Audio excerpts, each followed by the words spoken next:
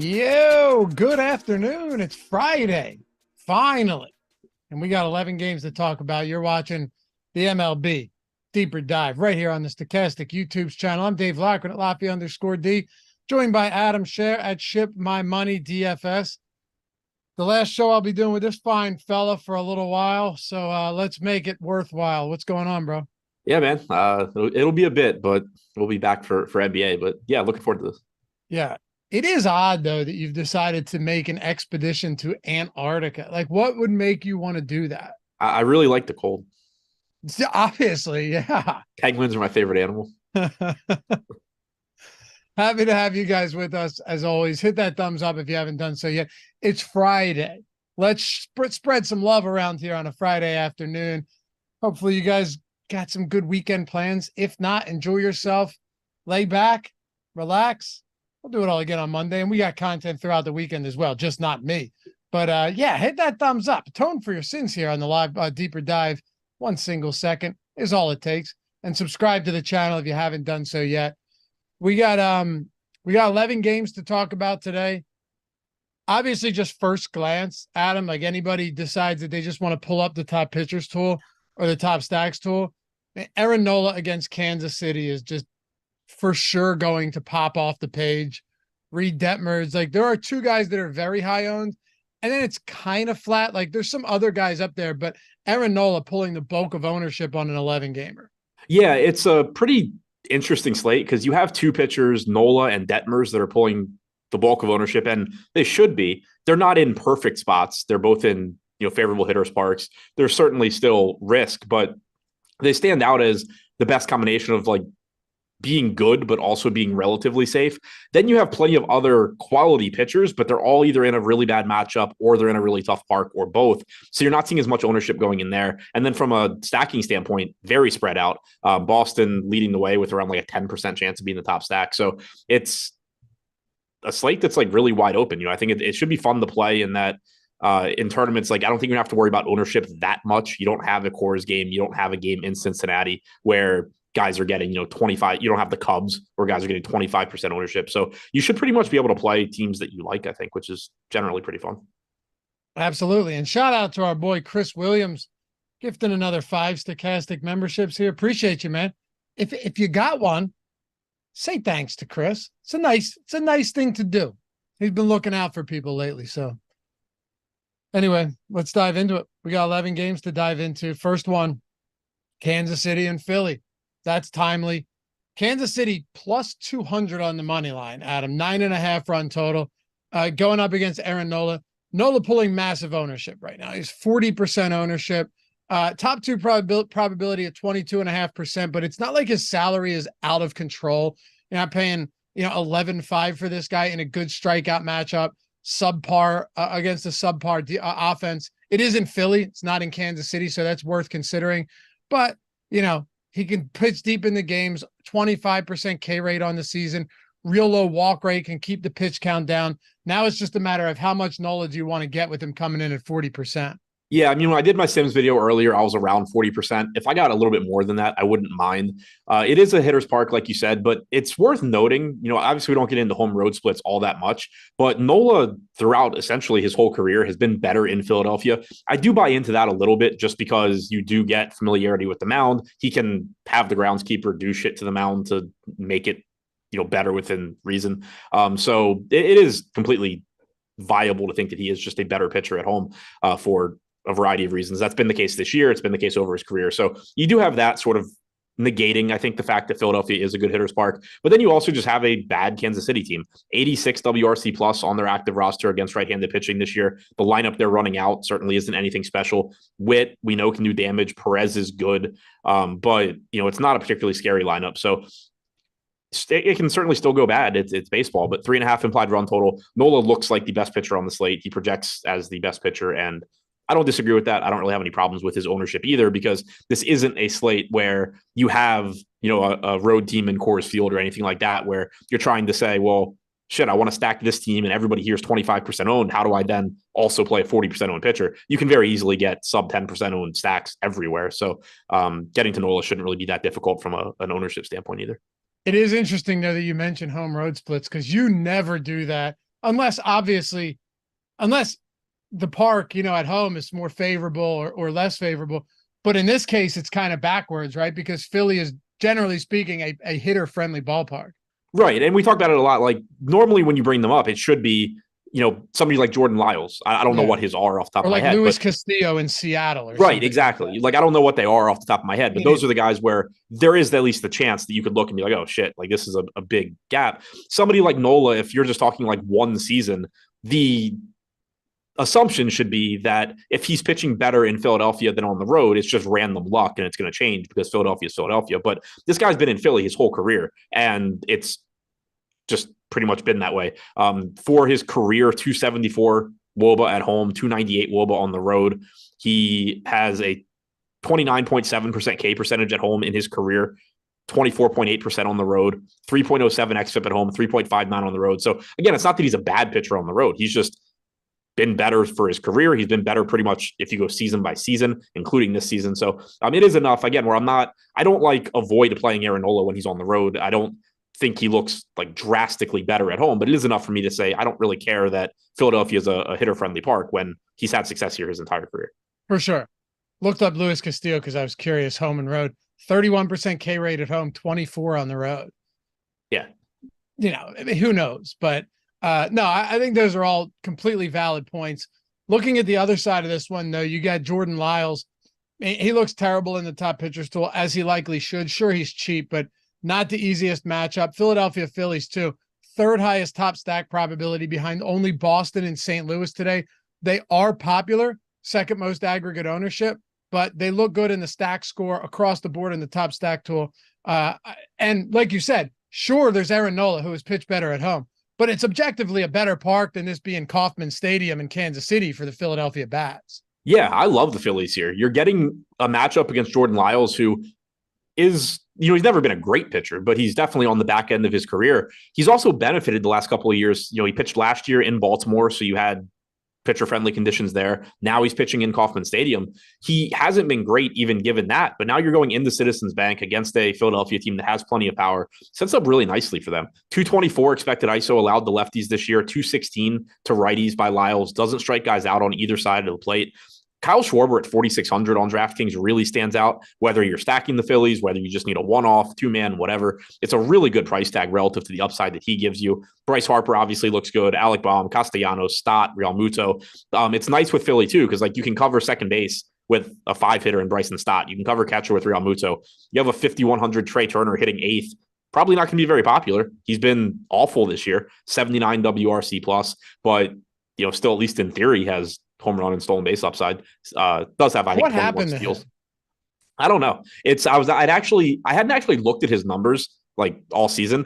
I knew that there was a lot of people, specifically Philly people, complaining about Trey Turner, and I just assumed I was going to look and it was going to be like, okay, this guy's been like a league average hitter. Yeah, he's been pretty bad, dude. He's been 21% below league average. Yeah, he's been in terms of production. But even still, you're talking about, what are we, 4 or 5 months into the year? Yeah, it's the bulk. It's the majority of the season. We're past the halfway point, but you still have a much longer track record of Trey Turner being an above average player than bad. So who knows what's going on? I don't know if it's injury. I don't know if it's in his head. I don't know. Maybe he just fell off a cliff at 30. That should be the least. That's the least likely scenario. So at the very least, right. At the very least, you still have upside here. He has 20 plus stolen bases. Again, he's not going to project great batting eighth at that salary, but can certainly still include him in stacks. But Schwarber is the one that to me really stands out from the Phillies. Yeah, just massive power here at home. I have to ask you because I ask you every time expecting you to probably say no. Yes.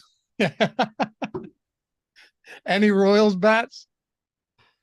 So and this is tough because usually it's the Royals against at least like a league average pitcher. It is a pretty tough match. Right. On the scale of how easily can I defend how much Kansas City I'm going to get to, it is more difficult today for a couple of reasons. One, they have arguably the most difficult matchup on the slate against Nola. Two, it's an 11-game slate. So like yesterday, for example, we had the 2 slates, a 4-gamer and a 6-gamer. My 2 highest owned stacks on both of those slates were against the best pitchers on the slate, but those are smaller slates where you have less opportunity cost amongst the stacks, and it can be difficult to find low-owned ways to win. So teams like Baltimore against Gossman and Seattle against Ohtani popped up. That's not going to be the case as much today when you have flat ownership on most stacks. The selling point for Kansas City would be they are getting the park upgrade in Philly. They do still have, Witt and Perez in this lineup. Those are the two guys being shortstop and catcher eligible that typically drive me getting to Kansas City. Then you throw in a $2,400 second baseman batting third, and suddenly you're still building lineups that if Kansas City somehow does well, you have very good lineups because you're able to grab one-offs that are like outfielders, first basemen, legitimate, really good hitters. All of that being said, I would anticipate I get to less Kansas City today than I normally do. How much of David Peterson and Dean Kramer do you get to? Both of these guys relatively low owned. I mean, Peterson's virtually unowned. Obviously looks good as far as value goes, but all these cheap pitchers generally will. Kramer's getting about 5% ownership. But he has the same top 2 pitcher probability on DraftKings and the top pitcher tool as David Peterson. He's just getting, 5 times the ownership. Yeah, my concern with David Peterson here is how deep into this game can he go? He most recently pitched July 30th. He threw 20 pitches. He threw 24 pitches in 2 innings on the 27th.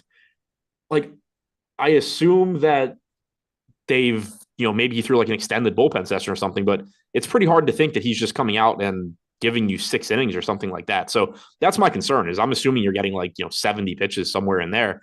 And it's also not an easy matchup against Baltimore. Now you do get a ballpark that suppresses right-handed power, but if Peterson were fully stretched out and had been starting games and he was 6,300 here, he'd actually be a really good play because he's not a bad pitcher. Yeah. No, he's not a bad pitcher at all. But it's just you have the tough matchup and then the concerns of how deep into this game can he get. 24% strikeout percentage, 3.48 xFIP. He's a solid arm. It's just a workload concern. And on top of that, I don't think you need to pay down that much on this slate because, like you had said before, Nola is 10K, but it's not like he's 11.5 or anything like that. Castillo's in that range, but then you also have the 8K range where you have Detmers, Brown, Darvish, Allen, Kelly, Montgomery. Pretty solid options, all just priced around $8,000. So I don't think you're going to find that many times where you have to pay down for pitching today. So Peterson was showing up a lot for me in the Sims tool. I think that's going to change by the time we get to lock. I don't expect to get a lot of him just because I don't think he can go that deep into this game. Kramer on the other side, again, I don't think you need to pay down all that much. He's getting 5% ownership. He's a completely serviceable, decent pitcher. The Mets lineup tonight is much better than it has been recently. Brandon Nimmo is back. Alvarez got the day off yesterday, but he's back. Starling Marte is back. So you don't have, you have Ortega batting ninth, but you don't have Ortega, Mendick, Narvaez, like whatever that garbage was we had yesterday. So overall, not too interested in getting to the pitching here. How about the bats here from either side? Implied totals, 4.6 for the Mets. Fine. It's an 11-game slate, though, in the dead of summer. So you're going to see a lot of, or a decent amount of higher totals than that. And then for the Baltimore Orioles, it's 5.3 against Peterson. That was actually a little bit surprising to me, but I guess, we also don't expect him to pitch particularly deep into this game. Yeah. So it's a really tricky one to break down. The Orioles do have a 5-run implied total, so that's nice. You have them set up to face a left-handed pitcher. So I do think you have pinch hit risk at the bottom of the order. Ryan McKenna in particular could very easily not be Ryan McKenna by the end of the game, although they will leave him in for defense if they're playing from ahead. But you don't have Santander in this lineup. You don't have Colton Cowser. So there are guys that could certainly pinch hit later. You don't have Adam Frazier. You do have Ryan O'Hearn, so he's somebody that he's probably just staying in this game because he's getting the start against the lefty. Gunnar Henderson's starting against the lefty, but everybody else is right-handed. So we don't know what it's going to look like for the Mets once Peterson leaves this game, but overall, it's a high upside spot for Baltimore. The other thing that makes it tough, though, is that I hate taking this team against left-handed pitching in Camden Yards because you're turning around Adley Rutschman to the right side where right-handed power in this park doesn't play well. Mountcastle can certainly do damage. He's been hitting great since coming back from the injured list with vertigo, and he's 3,800. He looks like a good play. I just wish it was in a different park. So Baltimore as a stack, I think, looks fine. We have them third in stack score, tied with St. Louis actually for second. 6% chance of being the top stack, 11% top value percentage. They are pretty cheap. On the other side, it's easier to make a case for individual hitters, I think, even though the Mets have a much lower implied run total. This park plays up left-handed power. Dean Kramer's allowed a 275 expected ISO and a 404 expected WOBA to lefties. So individually, Brandon Nimmo, Francisco Lindor look really good. Jeff McNeil, Brett Beatty look fine from the left side as well. Clearly, you can get to Alvarez at catcher. Pete Alonso always has a lot of power, but Brandon Nimmo, Francisco Lindor in particular look really good, even though the Mets have a lower implied run total. Let's talk about this next game then. Houston and the New York Yankees. Pretty interesting. You still have what? 1, 2, 3, 4, 5, 6, 7 righties for the Yankees today going up against Hunter Brown. 122 x ISO versus right-handed hitters. Not that he's been terrible against lefties by any stretch either, but 296 x WOBA versus righties, 122 x ISO against righties. On the season, he's striking batters out at 27%.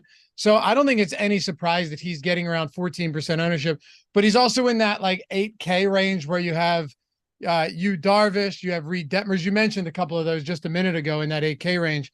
But yeah, up against the Yankees. The only other thing is like it's a hitter-friendly park. It favors all hitters, but it's more lefty-friendly. Only 2 lefties in the lineup for the Yankees today, though. And even with them getting a little bit healthier, it's not exactly like they've went out there and crushed righties all season long, even a little bit. Yeah, it sets up as a good spot for Hunter Brown. My only 2 concerns with him, 1, the game's in Yankee Stadium. That's always a significant risk. And then 2, it kind of looks like he's hit a wall as the season's gone on, which when you're talking about a young pitcher, that certainly can happen. Some tough matchups mixed in, but, struggled against Oakland, or I guess didn't struggle, just didn't get a lot of strikeouts against Oakland in Oakland. Had a decent start against Tampa Bay last time out. Was another okay. tough matchup. What'd you say? I said another tough matchup. Yeah. Had a decent start in Coors Field. So I'm not overly concerned, but we just haven't seen like a big game out of him in a while. Not a lot to take away from that. The only reason I even mention it is that he is young, but I like that you're getting 7 right-handed bats in the lineup for the Yankees. Most of them aren't very good either. Against righties this year, 27.9% strikeout percentage, only a 296 expected ISO, or expected WOBA rather, against Hunter Brown. So at 8,400, he looks pretty good. He's getting similar ownership to Yu Darvish against the Dodgers, Logan Allen against the White Sox. I don't really have any issues with that. I think that these guys are all pretty comparable in terms of range of outcomes. I do think Brown's the guy that I have the easiest time making a case for compared to like Yu Darvish against the Dodgers, for example, Luzardo at a higher price tag against the Rangers. But he just looks like a pretty good option. It's always risky in this park, but Torres and Stanton, you don't even have Aaron Judge in the lineup today. That's going to make it better for Brown. So overall, it looks like a pretty good spot for him. Yeah, it does. And I mean, he definitely seems to maybe have hit a bit of a wall, but you weren't lying. Those matchups are tough. Tampa Bay, and then Oakland's easy. Colorado's a bad team, but it was in Coors. Seattle, we all know what the deal is. He struck out 8 and gave up 5 runs. At Texas, at the Dodgers versus the Mets. So, yeah, that's a tough stretch of games for sure. Yeah, it's most likely just, and it's not like he's been terrible. He just no hasn't had a big game. It's most likely just randomness, and he'll have a big game sooner than later. The only reason I even mentioned it was just his age. What about Severino? I got a good amount of him in the Sims tool when I did my video. Josh had a good amount of him this morning. I really hope he disappears by lock. I think that he will. I think it's one of those where there's always like 1 or 2 cheap guys that pop up in the morning because you're going off of projected lineups, and by lock, you're just, especially on an 11-game slate, going to end up with more hitter value than you were projecting. I don't think that price range is going to be that useful on this slate. He has a really tough matchup against the Astros. It's in Yankee Stadium. I'm kind of surprised the Astros only have a 4.7 implied run total. That probably speaks mostly to the Yankees bullpen being good. But Severino has, in his 57 innings this year, fallen off of a cliff. Everything is worse. 15% strikeout percentage to lefties, 21% to righties. Expected ISO to either side of the plate is north of 200. 361 expected WOBA to righties, 404 to lefties. Alvarez and Tucker both look great. Altuve and Bregman look good. Diaz, Abreu, McCormick, Pena, these guys are all fine once you get past that 1 through 4. So I don't want Severino. The only case to be made would be that he's not getting any ownership. He's been good for his whole career until this season. Maybe he magically snaps out of it today, but I doubt it. What about Houston bats, though? Severino's got a sub 20% K rate at home with 2.4 home runs per 9 allowed. He looks good, or they look good, rather.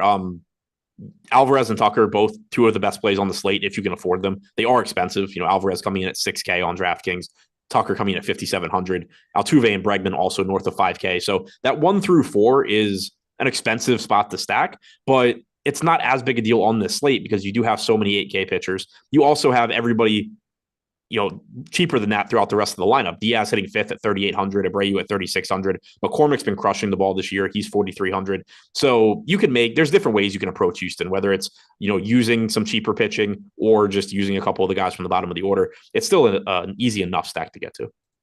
Any Yankee bats against Hunter Brown today? It's pretty tough. The only, I think, argument is that they are cheap. So kind of like I was saying with Kansas City, you can put yourself in a situation where if the Yankees happen to do well, you have really good one-offs and everything around them, but no Aaron Judge. Brown's been good against both sides of the plate, gives up more power to lefties, but it's still not a problematic amount. 164 expected ISO. If you get to some Jake Bauers hitting second at 2,600, McKinney at 2,300, hitting fifth, I think that's fine. But Yankees look like one of the least appealing offenses on the slate. They are dead last in top stack percentage at 2%. I saw this when I was making the run sheet earlier, and I was just kind of looking over the slate. And I was intrigued to pick your brain on this. Alek Manoa, James Paxton. Now, not on the Manoa part. That's pretty easy. I'm not surprised whatsoever that Boston has the highest top stack probability on the slate, that they're the highest owned team, that they rank number one in stack score. But how about the fact that the Toronto Blue Jays have the fourth highest top stack probability? They have an implied total north of 5 runs today. Look, I understand that Paxton might not be the guy of old, but since returning in 13 starts this season, he has been damn good. He's been not unhittable at home, but he's been stellar at home at Fenway Park. I know it's a really tough matchup, and he's a lefty going up against a lot of guys on the other side that have power from the right side of the plate. But even against righty bats this season, his xISO is through the floor. Yeah, I mean, he's been reverse split. So you're getting right-handed power in Fenway Park. That's always going to be scary, but he's limited it, though. What? He's limited it, though. Right, yeah, it's not the end of the world. I mean, he's got a 31% strikeout percentage against righties this year, 269 expected WOBA. This is the spot on the slate that I think there's the biggest gap between what is being projected, so also what I'm likely to play, and what I think I should play. Like, when I did the Sims tool earlier, Toronto ended up being my highest owned stack because they're only getting 5% ownership. They're fifth in top stack percentage. There's a lot of power. They're in Fenway Park. I just can't explain why I would want to get to them other than they are low owned. They're missing Bo Bichette.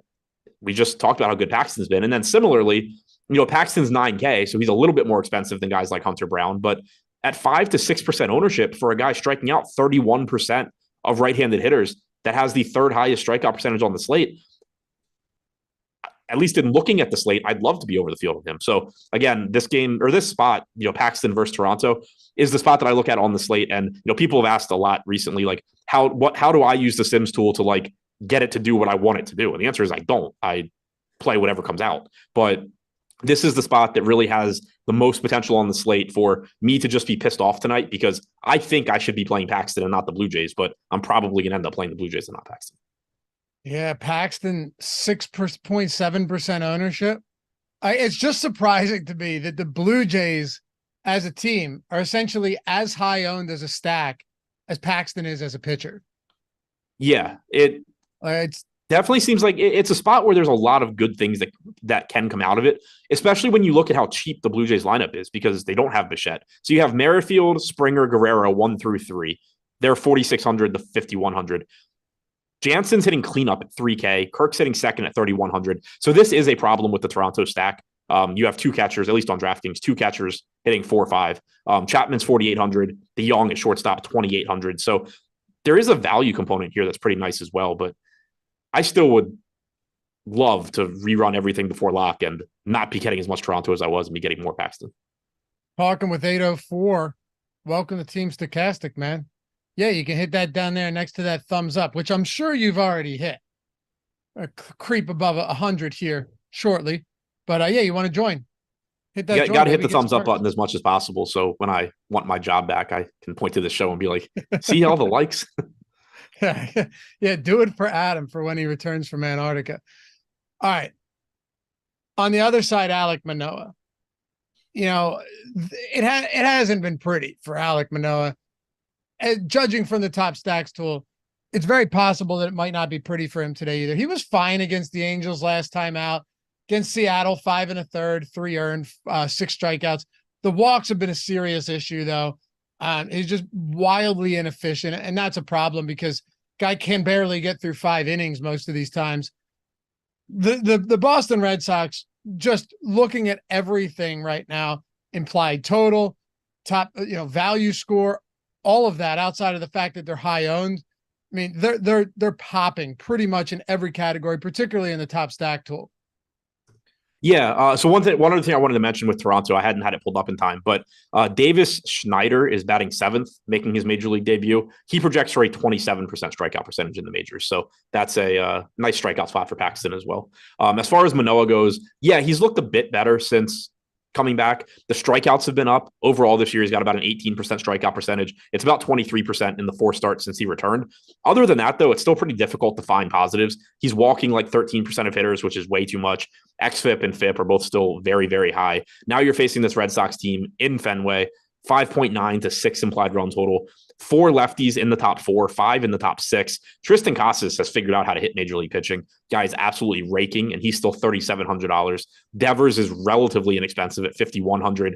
Duran, Verdugo, Yoshida, all reasonably priced. Red Sox are just really easy to get to from, one, they have the highest implied run total on the slate. They have the good matchup in Fenway Park, 11% chance of being the top stack, but also a 9% chance of being the top value stack is 3rd behind Baltimore and Pittsburgh. So really, really easy team to get to. 12.5% aggregate ownership projection, 10.5 stack score. So you could argue going slightly over owned, but when you factor in the value along with the chances of being the top stack, it's nothing too crazy. And you do have some low owned options from mostly the bottom of the order. They have Luis Urias. They got him from Milwaukee at the trade deadline. He's 2,800, second base, third base eligible, only getting like 6% ownership.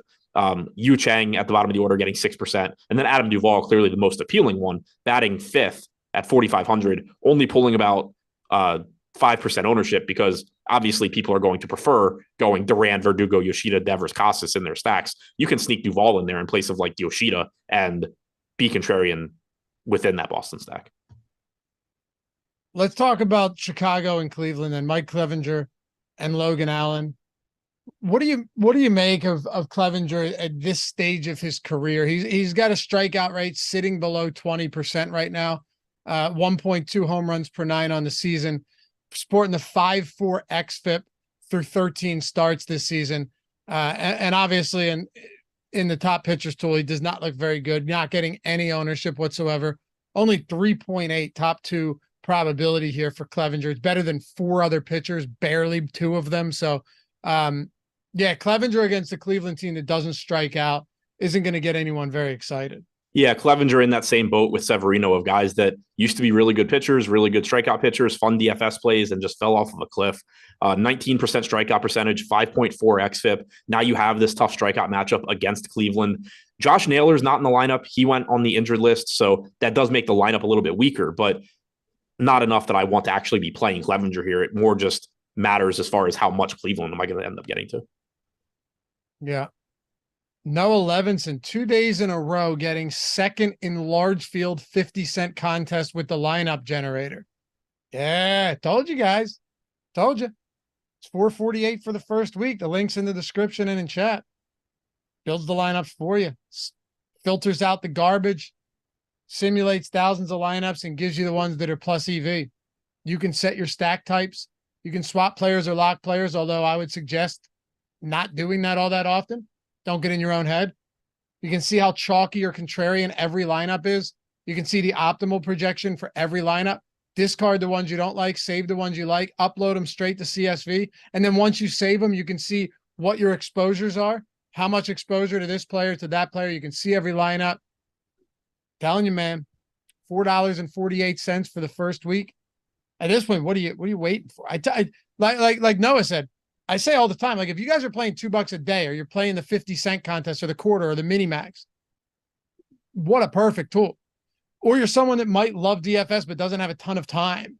You might get home from work and you just are looking to get some lineups in and get a good sweat and know that plus EV, good lineups are being built. Probably better than you're going to build them by hand. Well, certainly better than you're going to build them by hand. And that's no slight to anybody. But even if you're playing a couple bucks a day, lineup generator, link in the description and in chat, check that out. And Jordan can throw the screenshots up there from recently. They keep coming in. We had a lot of big wins yesterday. They just keep coming, man. Whether it's a quarter, a nickel, a dollar, don't matter.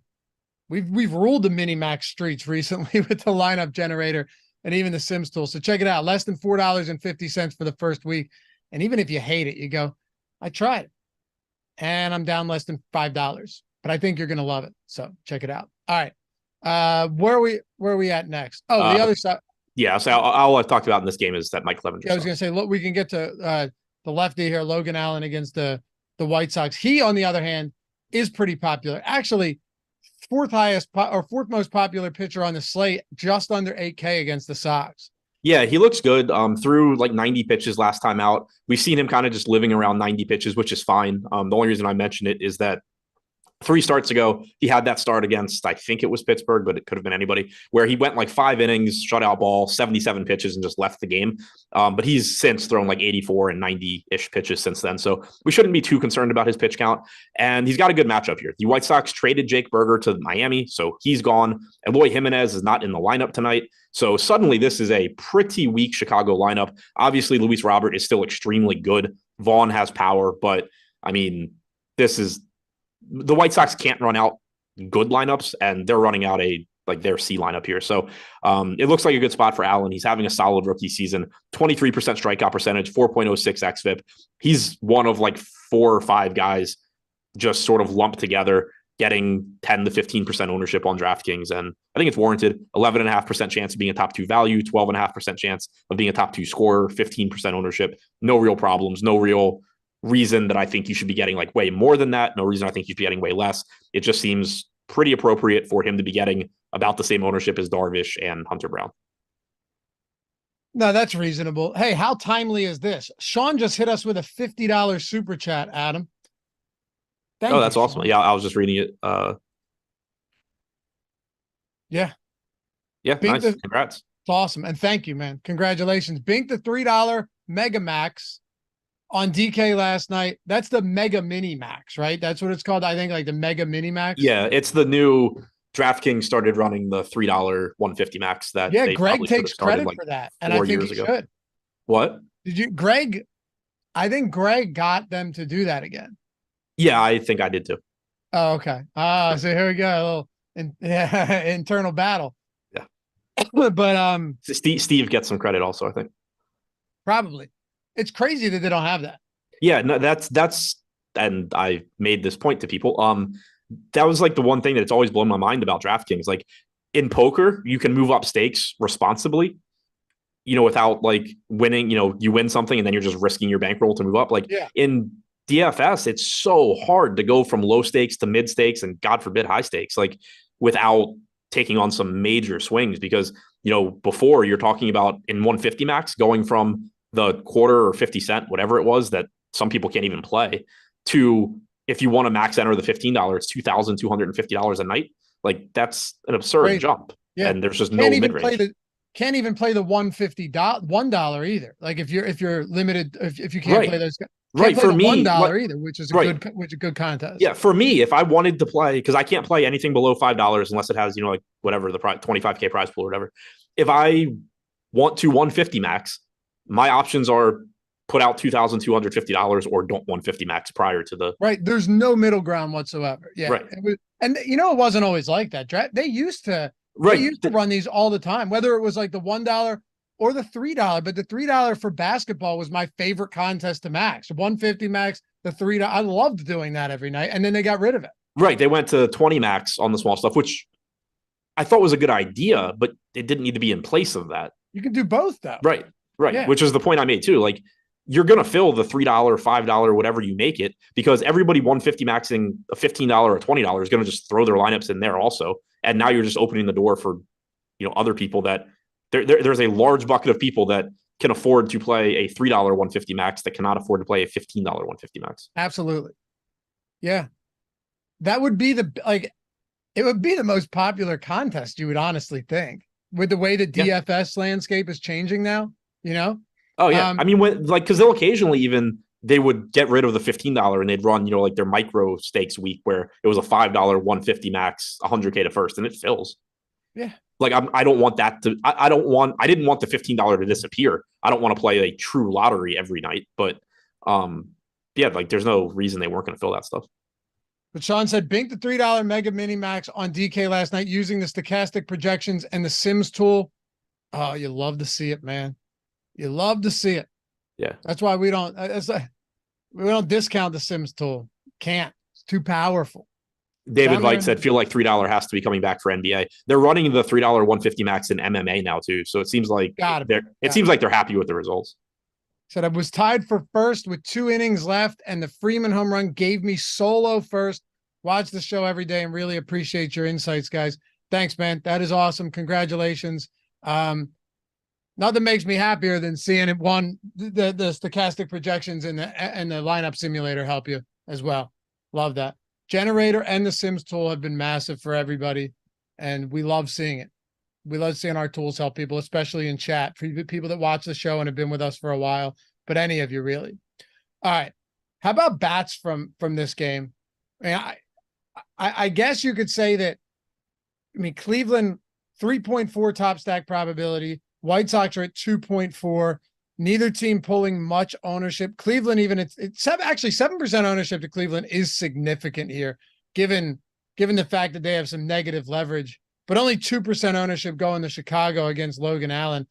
Do we want to get some stacks in against Clevenger, even though they're pretty popular? It's kind of deceiving. Jose Ramirez is a really good third base play at 5,600. He's getting 14% ownership. Andres Jimenez is a strong second base play at 4K. He's getting 13%. Kwan's getting 10. Then it's 7% to a $2,100 Brian Rocchio. Oscar Gonzalez getting 4%. Bo Naylor getting 4%. So as a stack, it's not that popular. Will Brennan getting 3.5%. It's just that Ramirez, Jimenez, and to some extent Kwan are pulling it up, which they should be. And that's, I think, why you would get some Cleveland stacks, is just that you're going to get that 3-man, and then it's like, oh, well, I can just throw in Bo Naylor and Will Brennan and we're good. But it's never the most exciting team to get to because they don't have a ton of power. Clevenger has allowed a 234 expected ISO to lefties this year.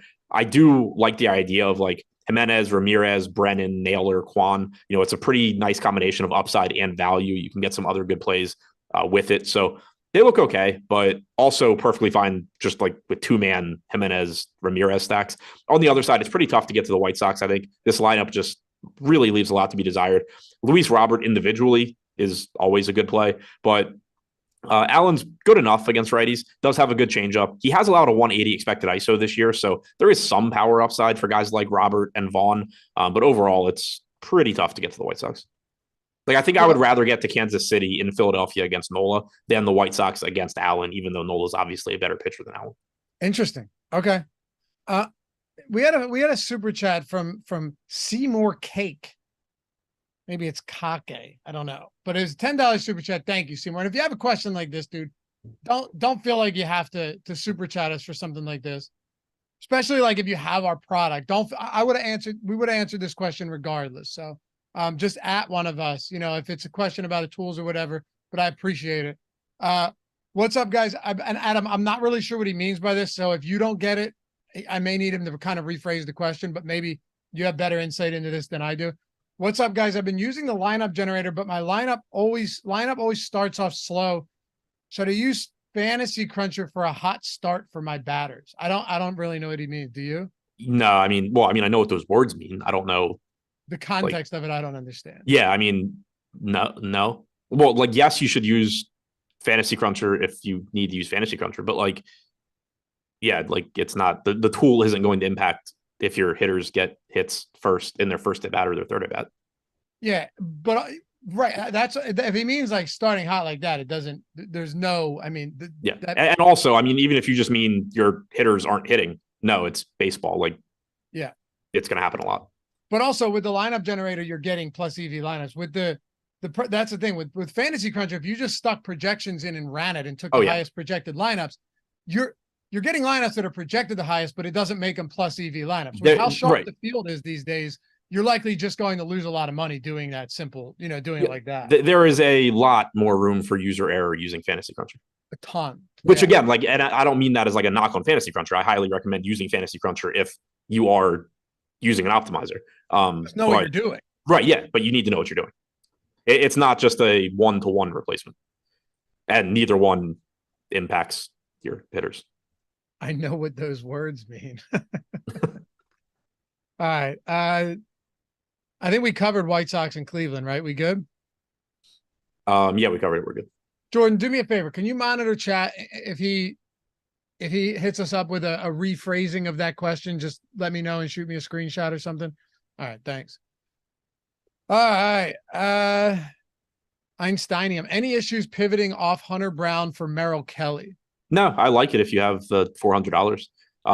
Kelly's ownership, I think, did come up a little bit since this morning, but yeah, we haven't talked about it yet, but I think Merrill Kelly is a pretty good play if you can afford him.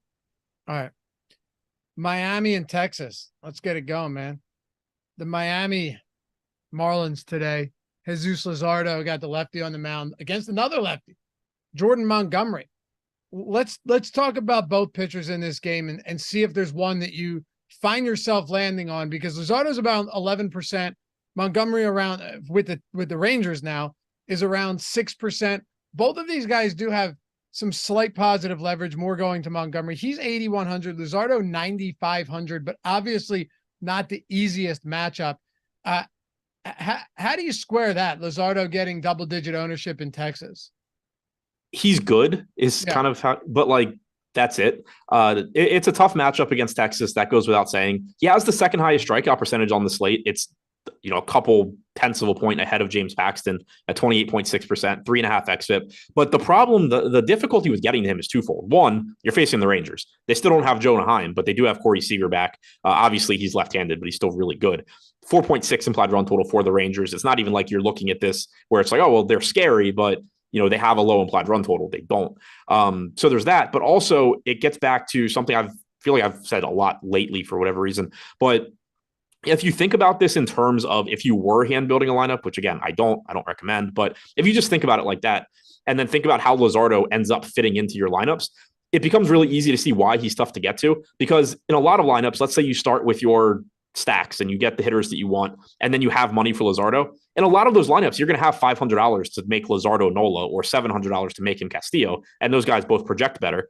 And then also in a lot of those lineups, you're going to say, like let's say you started with Luzardo and then fill out your offenses.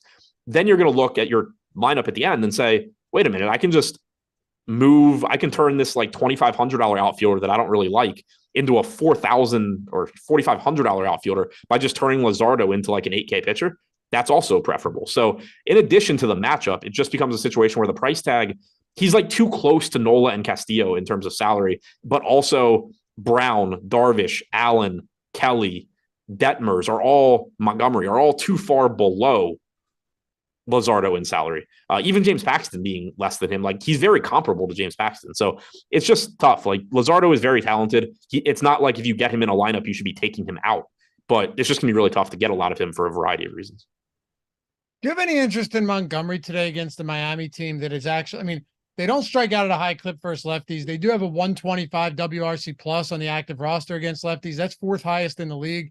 Montgomery, decent, good pitcher, 21% K rate, slight home favorite, actually. Matter of fact, Texas has a higher implied total than Miami, but it's not, for a lefty pitcher specifically, it's not the greatest matchup for Montgomery or the best park.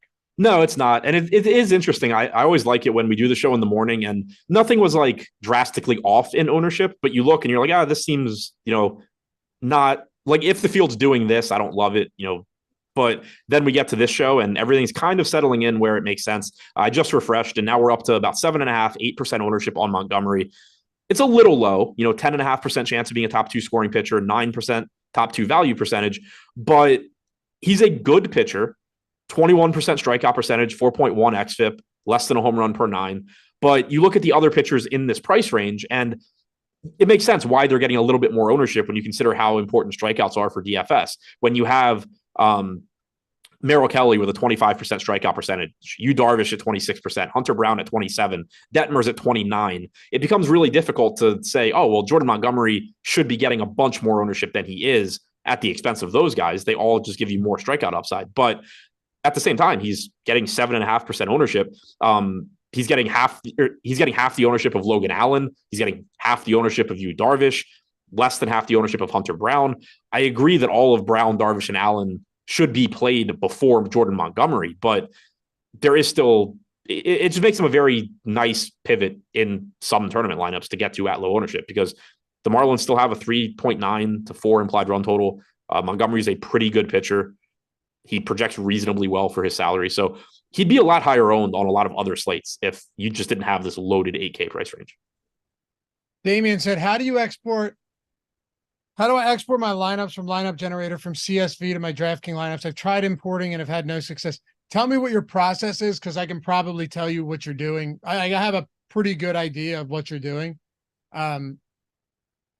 They don't magically appear on DraftKings. I'm assuming you know that, but it's an easy process. Just tell me what your process is. That would be easier than me explaining how to do it. So then I can tell you what you're doing wrong. All right. Do you like bats for this game between Montgomery and Luzardo? Because they're two good pitchers.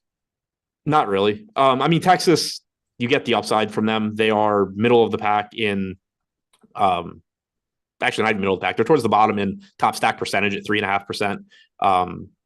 Towards the bottom in stack score at 2 because they're so expensive.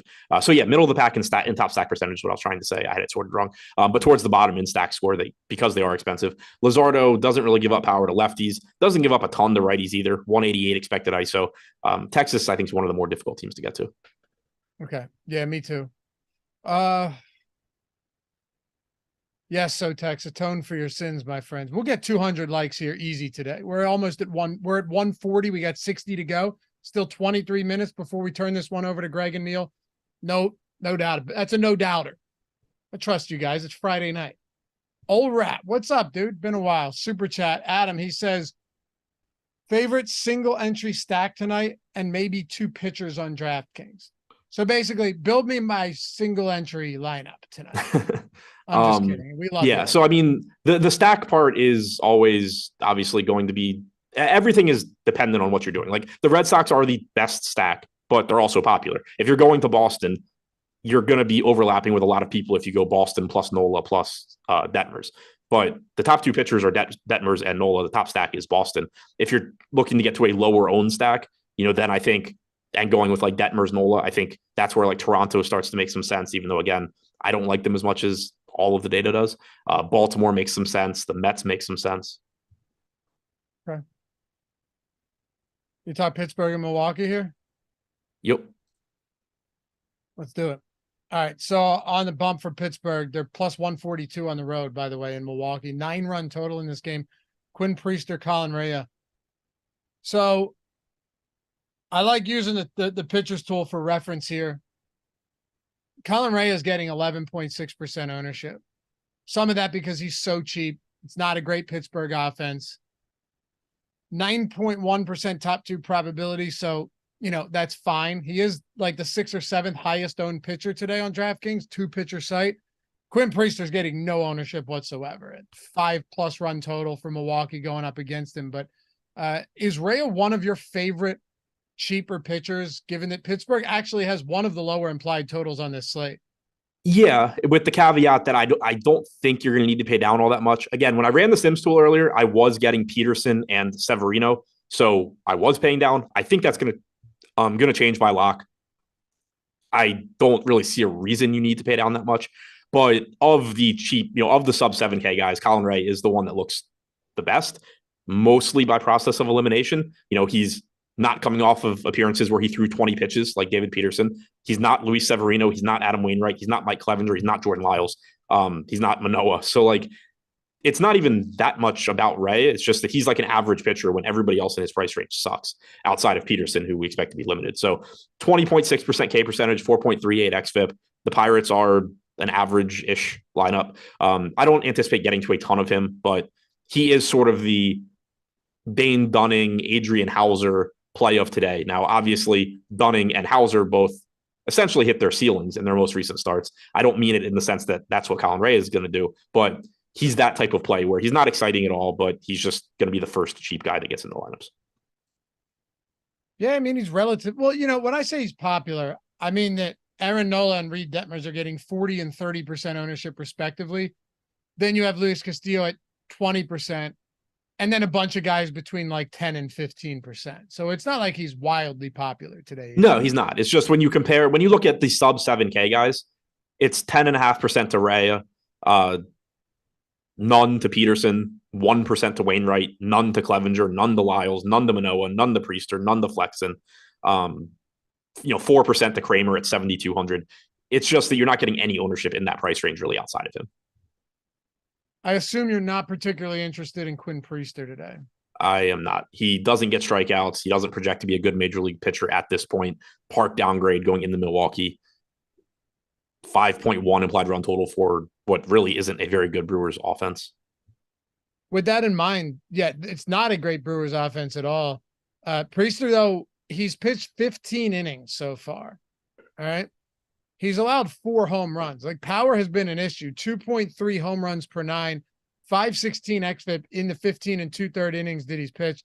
As you mentioned, 17.8% K rate. And even in AAA this season, 22.4%.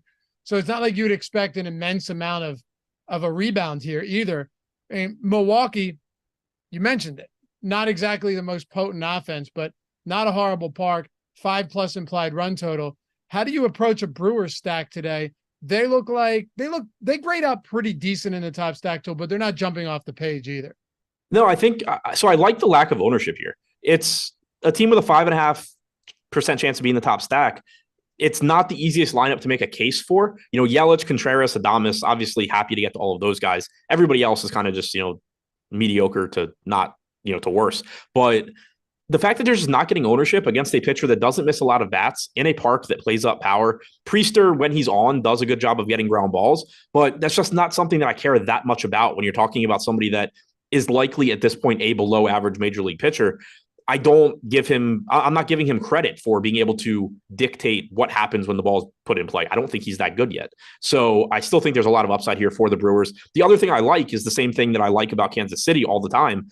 Contreras and Adames being two of the highest upside options at their respective positions and their weak positions means that the rest of your lineup can look better. If you're 5-man stacking a team where their best players, the guys that you're getting to in the middle of the order, are 3 outfielders, a first baseman, and a third baseman, then you're mini stacking or getting one-offs at catcher, shortstop, second base in this example. And you don't have as many good high upside options at those positions. When you look at the Brewers, their best hitters, catcher, shortstop, Yelich in the outfield, then you can do whatever you want, whether that's including more outfielders, going to Turang at second base, whatever you want to do, but you're covering catcher, you're covering shortstop. That's going to allow you in your secondary stack or one-offs to grab an outfielder, grab a first baseman, grab a third baseman, guys that are legitimate, really good hitters, Jose Ramirez, Rafael Devers, any outfielder, Alvarez, whatever.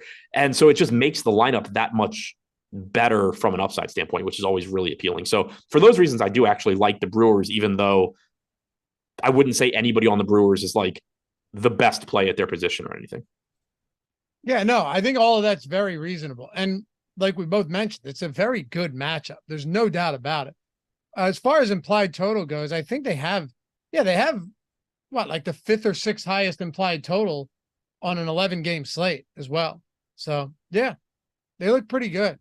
If you were to look at like Milwaukee, Houston, Toronto, Baltimore, all of these teams, same ballpark as far as implied total goes, very similar top stack probability, all ranging between like 6 and 7%.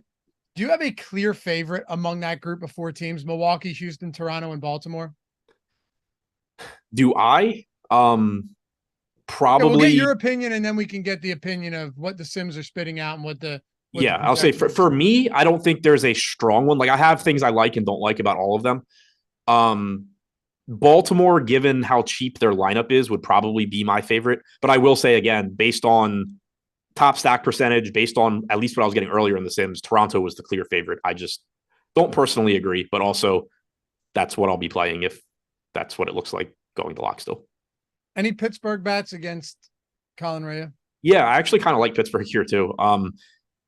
They have a 3% chance of being the top stack, so they're in the bottom third. But keep in mind that Seattle is 9th from the top at 3.8. So you just have a bunch of teams in this like 3 to 4 range. But the Pirates are also second in top value percentage. Colin Rea is not a bad pitcher, but this is a nice park upgrade for the Pirates in terms of power.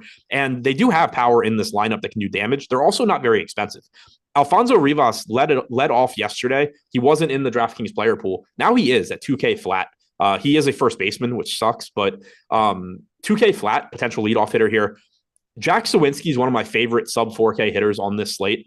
Colin Rea has allowed a 200 expected ISO to lefties this year. He's only struck lefties out about 19% of the time. Jack Sawinski has about a 30% strikeout percentage against right-handed pitching this year, but 403 expected WOBA, 347 expected ISO. Even if you're somebody that just doesn't believe in expected numbers, you only care what somebody's done. 375 WOBA, 314 ISO. The guy hits the ball hard and far when he hits it. Rea doesn't miss a lot of bats, doesn't do a great job limiting left-handed power. Really like Jack Sawinski in particular, but Brian Reynolds is down to 4,500. Henry Davis is only 2,900. Endy Rodriguez, 2,500 at catcher. McCutcheon's fine at 3,700. I do like the Pirates. They're kind of like the Mets for me, where they only have a 3.9 to 4 implied run total, but it's also just very easy to say, to envision or point out what it looks like when they have a good game. And, you know, in this park, I do think that there's pretty substantial upside, especially for their salaries. Arizona, Minnesota, Merrill Kelly, Bailey Ober. Merrill Kelly, about 10%. Again, Kelly, Luzardo, Colin Rea, Hunter Brown, Yu Darvish, Logan Allen, all between 10 and 15% projected ownership right now. Kelly looks fine in this spot, but hey, it isn't. Look, for 10% ownership at 8,800, there's definitely some real strikeout upside in this matchup.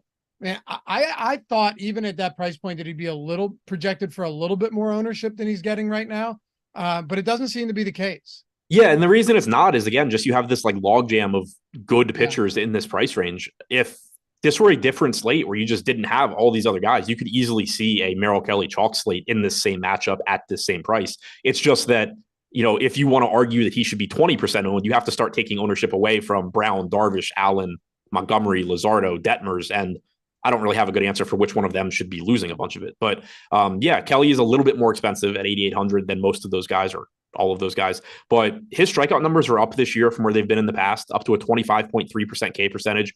3.89 xFIP is solid. Minnesota's got the highest strikeout percentage against right-handed pitching in baseball this year. They don't have Byron Buxton. Kelly's been fine against lefties. You're going to get a bunch of power hitting lefties in this lineup, so it is risky, but he's held them to a 322 expected WOBA, 24.7% K percentage. Somebody in chat earlier, I don't remember who, had asked if Kelly was a reasonable pivot away from, I think it was like Hunter Brown. And yeah, there's nothing that really clearly distinguishes any of these guys, and Merrill Kelly is certainly a good play. And Kelly and Minnesota they don't just have the highest K rate versus righties. It's 3% higher than the next closest team. Right. I mean, they K a lot. 28.5% on the active roster is an insane number this late into this. If you showed me this in mid-April, I'd go, yeah, all right, whatever. But we're in August and they're still striking out almost 30% of the time versus righties. Yeah, and the lineup, you know, it's just not as scary without Buxton. Correa, Julian, Polanco, Kepler, Wallner all still have power. Joey Gallo towards the bottom of the order obviously has power, but strikes out a ton. Michael A. Taylor strikes out a lot. So I feel like, there's no Kirilloff either. I'll say there's somebody else that's been out. Yeah, so normally you get, like when we talk about Minnesota, normally there's a lot of power upside and they strike out a lot, but you're talking like 1 through 7 being these like 200 plus ISO guys with Buxton and Kirilloff in there, or 180 plus. Missing those two, it does shorten this lineup a little bit as well. You may be able to convince me I'm wrong on this, and I'm more than open to it. But it is odd to me that Bailey Ober is getting only 3% less ownership than Merrill Kelly today. I mean, it's against Arizona. They have one of the lowest K rates in the league versus righties. He has a 24% strikeout rate, but Merrill Kelly's at 25%. So like they're virtually the same price point at 86 and 8,800. Tell me what I'm missing here. So I'm on the same page as you. The only thing I will say is that we have them projected about the same. So we have them separated by like 0.3 of a DraftKings point. So the projections have them being very similar. When I look at it, I certainly prefer the Kelly side. Yeah. Okay. I wasn't sure if there was something, very obvious that I was missing here, because Kelly just looks better particularly from an upside standpoint. Yeah, I mean, the way I see it is Kelly is the better overall pitcher. 3.89 xFIP compared to 4.3 for Ober. He's got the better matchup. One, the Twins are banged up. Two, they strike out a lot. Arizona doesn't strike out a lot. The Twins are favored, so that's helping out Ober's projection a little bit, I'm sure. But it's just, I mean, his strikeout percentage, Kelly has a similar 25 to 26% K percentage to both sides of the plate. Ober strikes lefties out only 21% of the time, but he does a good job limiting production. 291 expected WOBA, 131 expected ISO. He strikes righties out almost 28% of the time, but he's also allowed a 237 expected ISO. That's pretty scary when you're talking about Christian Walker, Tommy Pham, Lourdes Gurriel, Emmanuel Rivera, 4 through 7. You have 3 lefties at the top where, he's limited power, but Perdomo, Marte and Carroll in particular, obviously not easy outs. I have a much easier time explaining why I would like Kelly than Ober. Stotex, what's up, man? Using his free super chat. If you're a member on the YouTube channel, you get free super chats. Solid info as always. Adam, enjoy your time off. Nice little send off from Stotex. Appreciate you. I'm sure I'll be around. I'm not going to stay away from everything for 2.5 months, I wouldn't think. I'll get bored and be in chat or something. Yeah. Just take over Josh's role. Yeah, exactly. Colorado and St. Louis. Colorado, unless you wanted to talk any bats from Minnesota and Arizona. I did. I mean, I kind of just alluded to it, but the right-handed power, Ober has had a problem with. The Diamondbacks have good hitters in general. The Twins have power in general, but neither offense looks like something that I'm prioritizing. How much Chris Flexen are you getting to today? Like all of it. North or south of 25% exposure? The main reason that I'm taking a vacation is I knew I was going to recommend 100% Chris Flexen today, and I couldn't show my face again. 15% K rate across 45 and 2/3 innings this year. North of 2.5 home runs per 9. 5.53 xFIP for Flexen. I mean, this game isn't in cores, but it might not matter today for the St. Louis Cardinals, dude.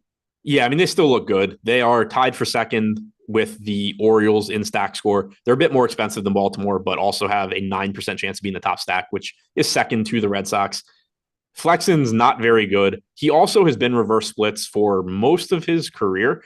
This season, limited sample, 239 expected ISO to righties, 414 expected WOBA. Go back to last season, still a 360 expected WOBA, 217 expected ISO to righties, only a 136 expected ISO to lefties. Now, that doesn't mean Lars Nootbaar and Nolan Gorman are bad plays. Same for Burleson and Edman at the bottom. But in particular, Nootbaar and Gorman hitting 1 and 3. It does mean, though, it looks really good for the best power hitters in this lineup.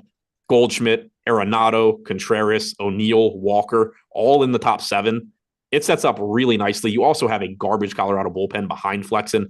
That's the thing. That's one of those things that, sometimes people bring it up and we don't spend a lot of time talking about it because it's baked into run totals and projections and all of that. But it's not like once you get Flexen out of the game, you're getting a bunch of good arms coming in. Anybody that's faded bats against Colorado at any point this year is well aware of how miserable the 7th, 8th, and 9th innings are. Like, there's so many times where the starter does happen to, hold the popular stack that they're facing down. And then the 7th, 8th, and 9th is just like, oh, the bases are loaded again in all of these innings. Like, these guys cannot pitch.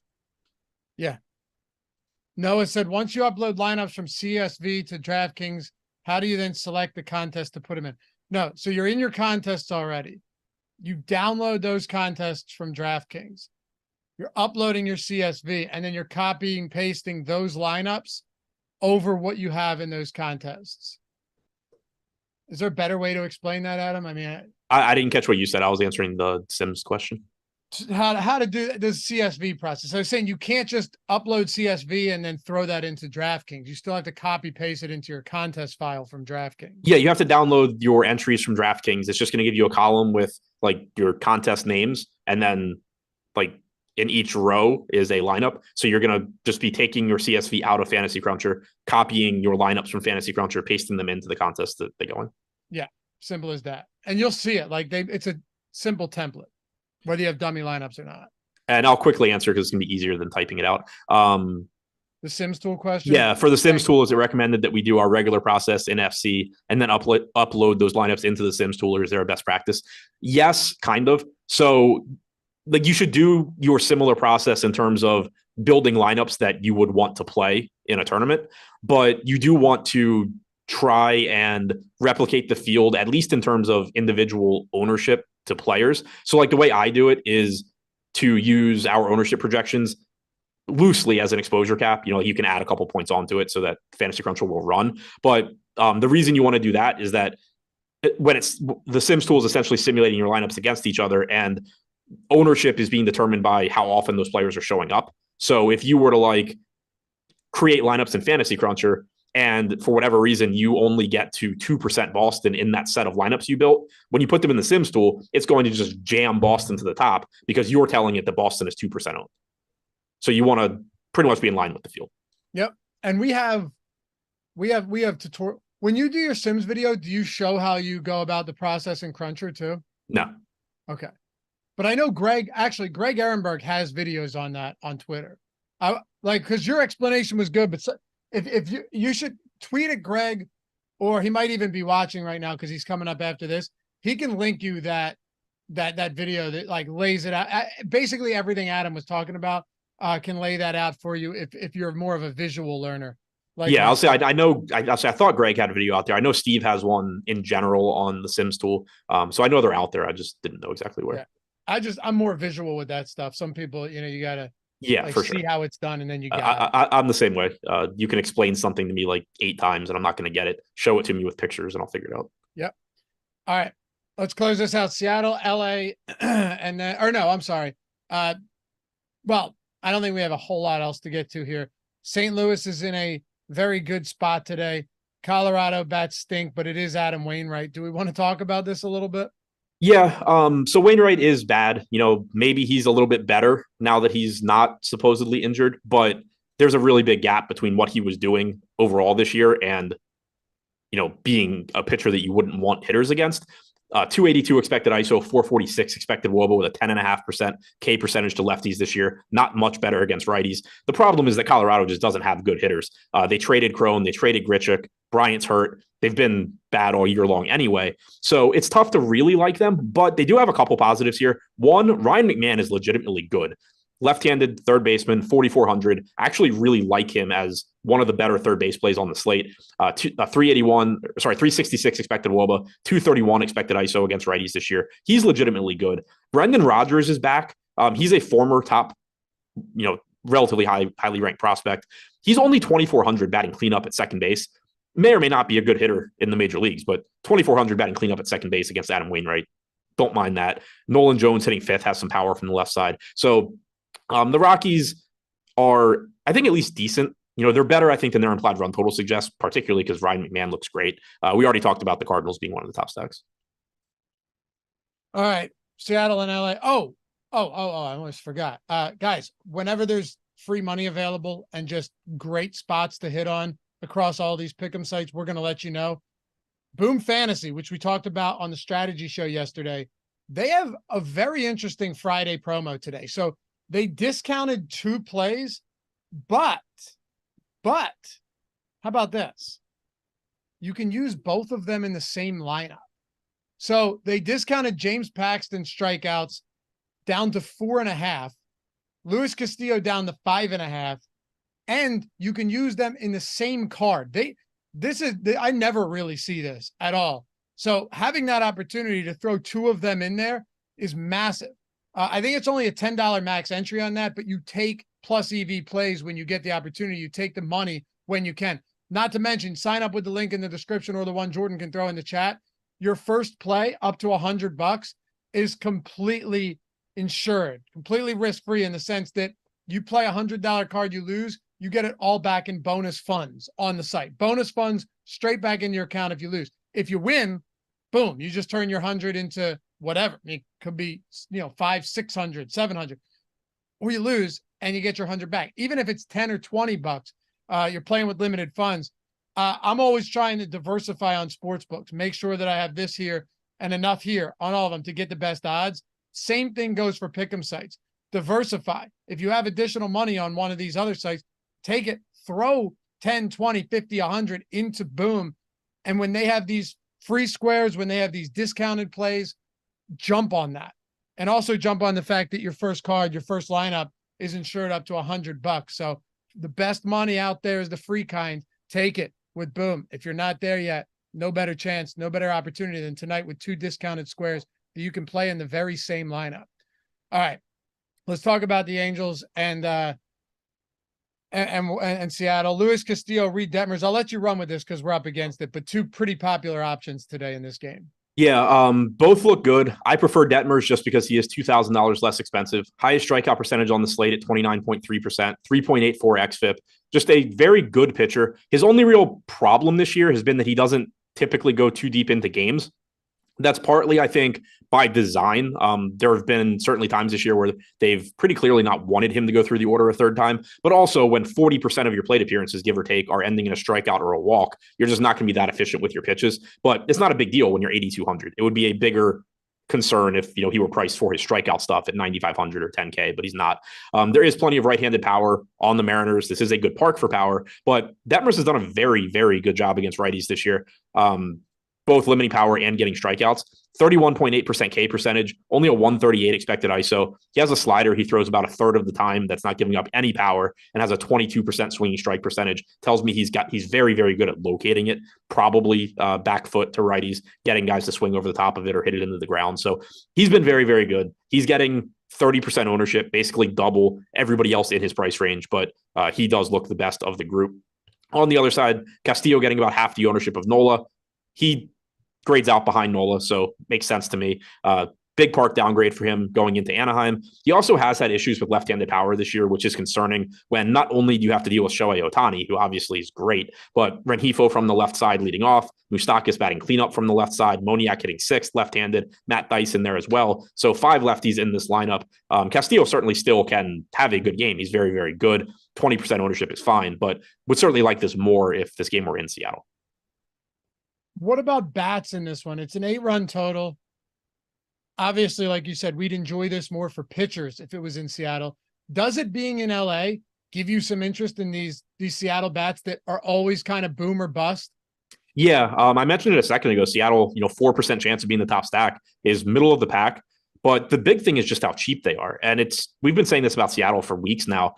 It's just that you get such a good lineup in terms of upside by going to Seattle because they have a ton of power hitters, but Julio Rodriguez is the only one above 4K. So you can stack Seattle and they're not going to come through all that often. It's a tough spot. But when they do, it's just so likely that you're getting extra base hits, getting home runs.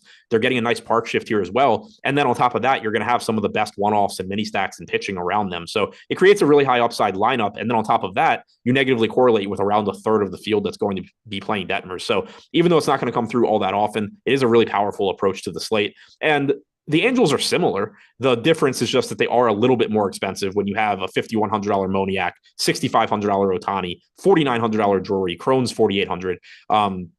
But, still a good park. Shohei Ohtani in particular, I think is a really good one-off in tournaments. He's only projected for like 3 or 4% ownership, even if you call that like 7 or 8% because it's Shohei Ohtani and you can't necessarily model the fact that people just want to click on him. That's still really appealing for the best hitter in baseball with the platoon advantage against a guy that has an expected ISO north of 200 against lefties. Wrap this up. Dodgers and San Diego Padres. Bobby Miller, Yu Darvish. Darvish is one of those logjam pitchers you were talking about. 15% ownership, 13% top 2 probability on DK, 8,300. So similar prices. Hunter Brown as Merrill Kelly, as Bailey, all these guys, except he's the most expensive out of these guys, most owned, unless you include Logan Allen. Breakdown pitching, hitting for this one, and then we'll flip the page over to Greg and Neil for Live Before Lock. Yeah, so really, really tough matchup for Darvish. He's facing the Dodgers, but he is only 8,300, which when you consider he has a 26% K percentage, 3.82 xFIP, that is mitigating at least some of the risk. It's kind of similar to like when Dylan Cease faced the Rangers the other day. Obviously, it went really poorly for Cease, and it can certainly go really poorly for Darvish too, but you had a situation where from a strikeout standpoint, from a total, a talent standpoint, you were still willing to play Cease because he was 8,400. It's the same thing here with Darvish, where, if he were facing a not Dodgers offense, he'd be like 30, 35% owned at this price. So, it's scary playing a 15% owned pitcher against the Dodgers, but he is good. He is discounted. So perfectly fine play. Tough matchup for Bobby Miller against the Padres as well. He's not getting much ownership. he's kind of similar to like Dean Kramer for me, where he should, if you get 5% or whatever, that's fine, but probably going to be looking to pay up to this 8K range a little bit more. As far as the offenses go, nothing that stands out in terms of matchup. Darvish is clearly a tough matchup. Bobby Miller has been solid so far in the majors, sub 100 expected ISO to righties, 173 to lefties, but neither offense is getting much ownership. And anytime that you can play the Dodgers at 2% ownership or the Padres at 2% ownership, at the very least, they're not a bad play because they just have so much talent in those lineups. Hey, appreciate you guys as always. We're not quite at 200. Fine. I get it. That's okay. But I mean, we're 18 away. So while we wait for Live Before Lock to commence, maybe we could do it. I don't know. Have a great weekend. Follow Adam at Ship My Money DFS. Hey, it's been fun, brother. I'll see you back here sooner than later. You know what I mean? And I'm sure we'll still talk, even though you're not listening. I said it's been fun. We've had a nice season, and I wish you the best over the next couple of months. Yeah, for sure. I'll be around. I'm sure we'll still talk. Yo, go get an Apple Watch, bro. Yeah, maybe take the train up to Philly and grab drinks. Would love to. Follow me at Laffy_D. Greg and Neil coming up next. Remember, lineup generator, lineup simulator, boom, all that good stuff in the description. Shout out to our boy Jordan Klein for producing this one. We'll see you back here next week on the MLB Deeper Dive. Peace.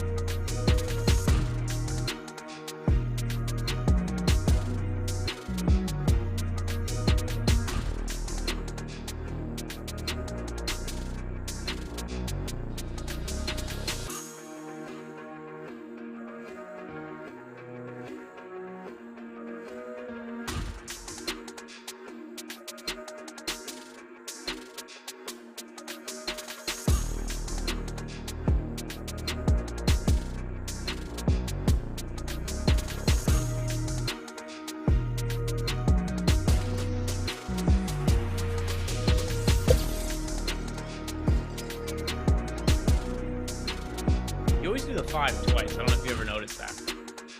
Just information for you.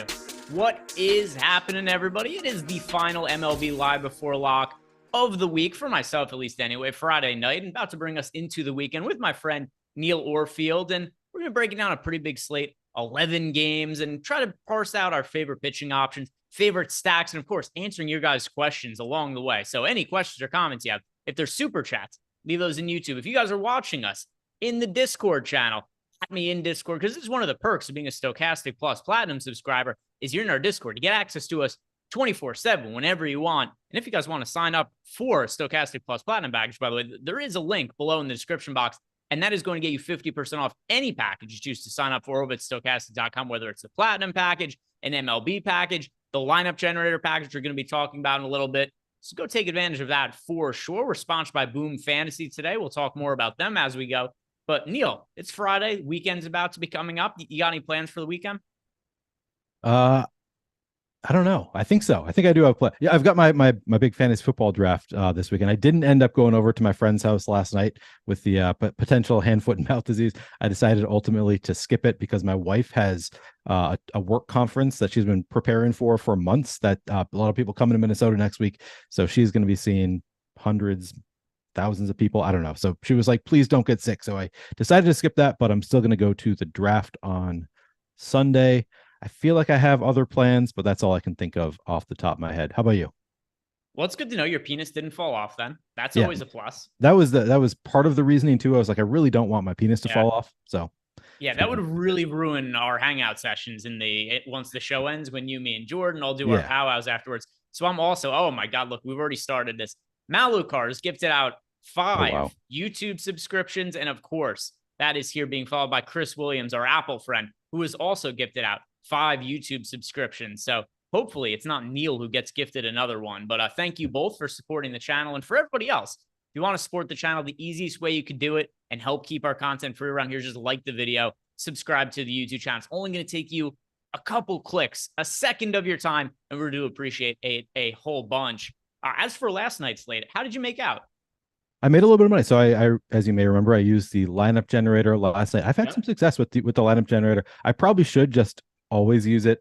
Tonight I'm playing more than 20 lineups, so I'm not using it tonight. But I think I got up to 58th in the 20 max contest. So you know, not bad, and made $20 or something. Like I turned $80 into 103, I think. So not like a great night, but like, you know, I was close enough to the top. How about you?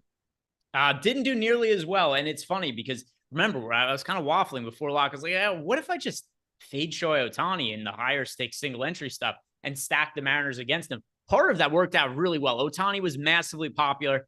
He ends up getting hurt during the game, so he puts up a dud. But unfortunately, the Seattle Mariners bats still didn't really come through against him the way I would have hoped to. So I don't really regret it, because of the way it worked out. It was so close. It was so close to working, but it just didn't really quite get there. By the way, shout out to Guitar Z-Man 247. He also gifted out 5 YouTube subscriptions there. And and then by the way, we got people like David Vitti saying, shout out Greg on the Milwaukee stack. I was overweight to the Milwaukee stack, but it was like weird hitters that did all of the damage for them. So I was overweight to both sides. That I was overweight to the Brewers. I was overweight to Mitch Keller. And it ended up just being, it was a weird slate. Like I felt like I was on a lot of the good spots and just nothing came together for me in the way I would have liked it to. Yeah, it was a fine slate. How did the Seattle game versus Woo end up going? That was the one that I was like really interested in tracking, and then I didn't end up tracking it last night because it wasn't relevant to any of my good lineups. Looks like Seattle won. Well, Ohtani wasn't relevant to any of your good lineups at all? Oh no, Ohtani was, but he left the game before like I really knew anything that I was sweating. Yeah, Brian Wu was decent as well. 6 innings, 6 strikeouts. Runs, 6 strikeouts. So like he was pretty for his neutral. I'm trying to remember the nuts at starting pitcher last night. Yeah, I don't remember. It was I don't remember no complete games last night. I'm pretty sure Ohtani was still in the first place lineup last night, even with his shitty game. Pitching was just not great last night. Pitching and his hitting line, actually, I know he did pretty well as a batter last night, despite the he had to leave as a pitcher, but he stayed in as a DH. That was kind of, I don't know if I've ever seen that before.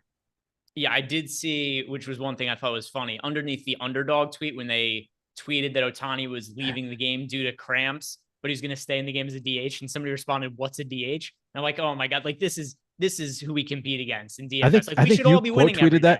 I think that's the only reason I knew that he stayed in the game as a DH is because you quote tweeted that guy, which was pretty funny. Yeah. This is our competition. We should be winning every night when you got these people out in the streets there. But anyway, let's go ahead and look at tonight's slate. And we've got 2 chalky pitchers today, Neil. It's an 11-game slate, and there are 2 pitchers just primed in great spots and favorable price tags. Aaron Nola is at home against this just piss poor, miserable Kansas City Royals offense. He's projected for 38% ownership. And then we've got Reed Detmers at $8,200. So he's priced down a little bit, going up against the Seattle Mariners offense that's been striking out a whole bunch as of late. But let's start by talking about the high end at pitching and our chalk there, which is Aaron Nola, 10,000 flat. He's projected for 38% ownership, the most popular pitcher on the slate. In cash games, super simple. You guys play Nola and Reed Detmers on DraftKings, on FanDuel, play Aaron Nola, you move on with your life. But now let's talk about it from a tournament perspective relative to the ownership. Because with Aaron Nola being 38% owned, Neil, in large field tournaments, how do you view him as an option relative to his ownership? Yeah, I still think that he's a fine option. So I'm going to be underweight to the field on Nola. I'm actually going back. I'm changing my methodology a little bit tonight. I'm going back to the method that I used a couple of years ago when I had a lot of success in MLB DFS 2021. I started with that same method in 2022, and after a couple months of losing, I kind of switched things up. I'm going back to it with the hard cap on my pitcher exposures, using the top pitchers tool to decide how much I want to cap them at. I'm capping all pitchers at 30%, which really only affects Nola in terms, or like really only forces me to come in underweight to the field on Nola. But the reason I did that is because he looks like he has a little bit of negative leverage. At 38% ownership, he's got a 21% chance of being a top 2 pitcher. So it's going to force me to be a little bit underweight to the field on Nola. It'll force me to be a little bit overweight to the field on some other pitchers as a result. So I think that he's a fine option. If you wanted to play overweight to the field on Nola, I think that is totally reasonable as well. But for me, 30% Nola seems just fine. It's a nice matchup against Kansas City at home. The price is right. I can't really say anything negative about Nola other than 38% ownership is kind of a lot on a slate this size. What are you doing there?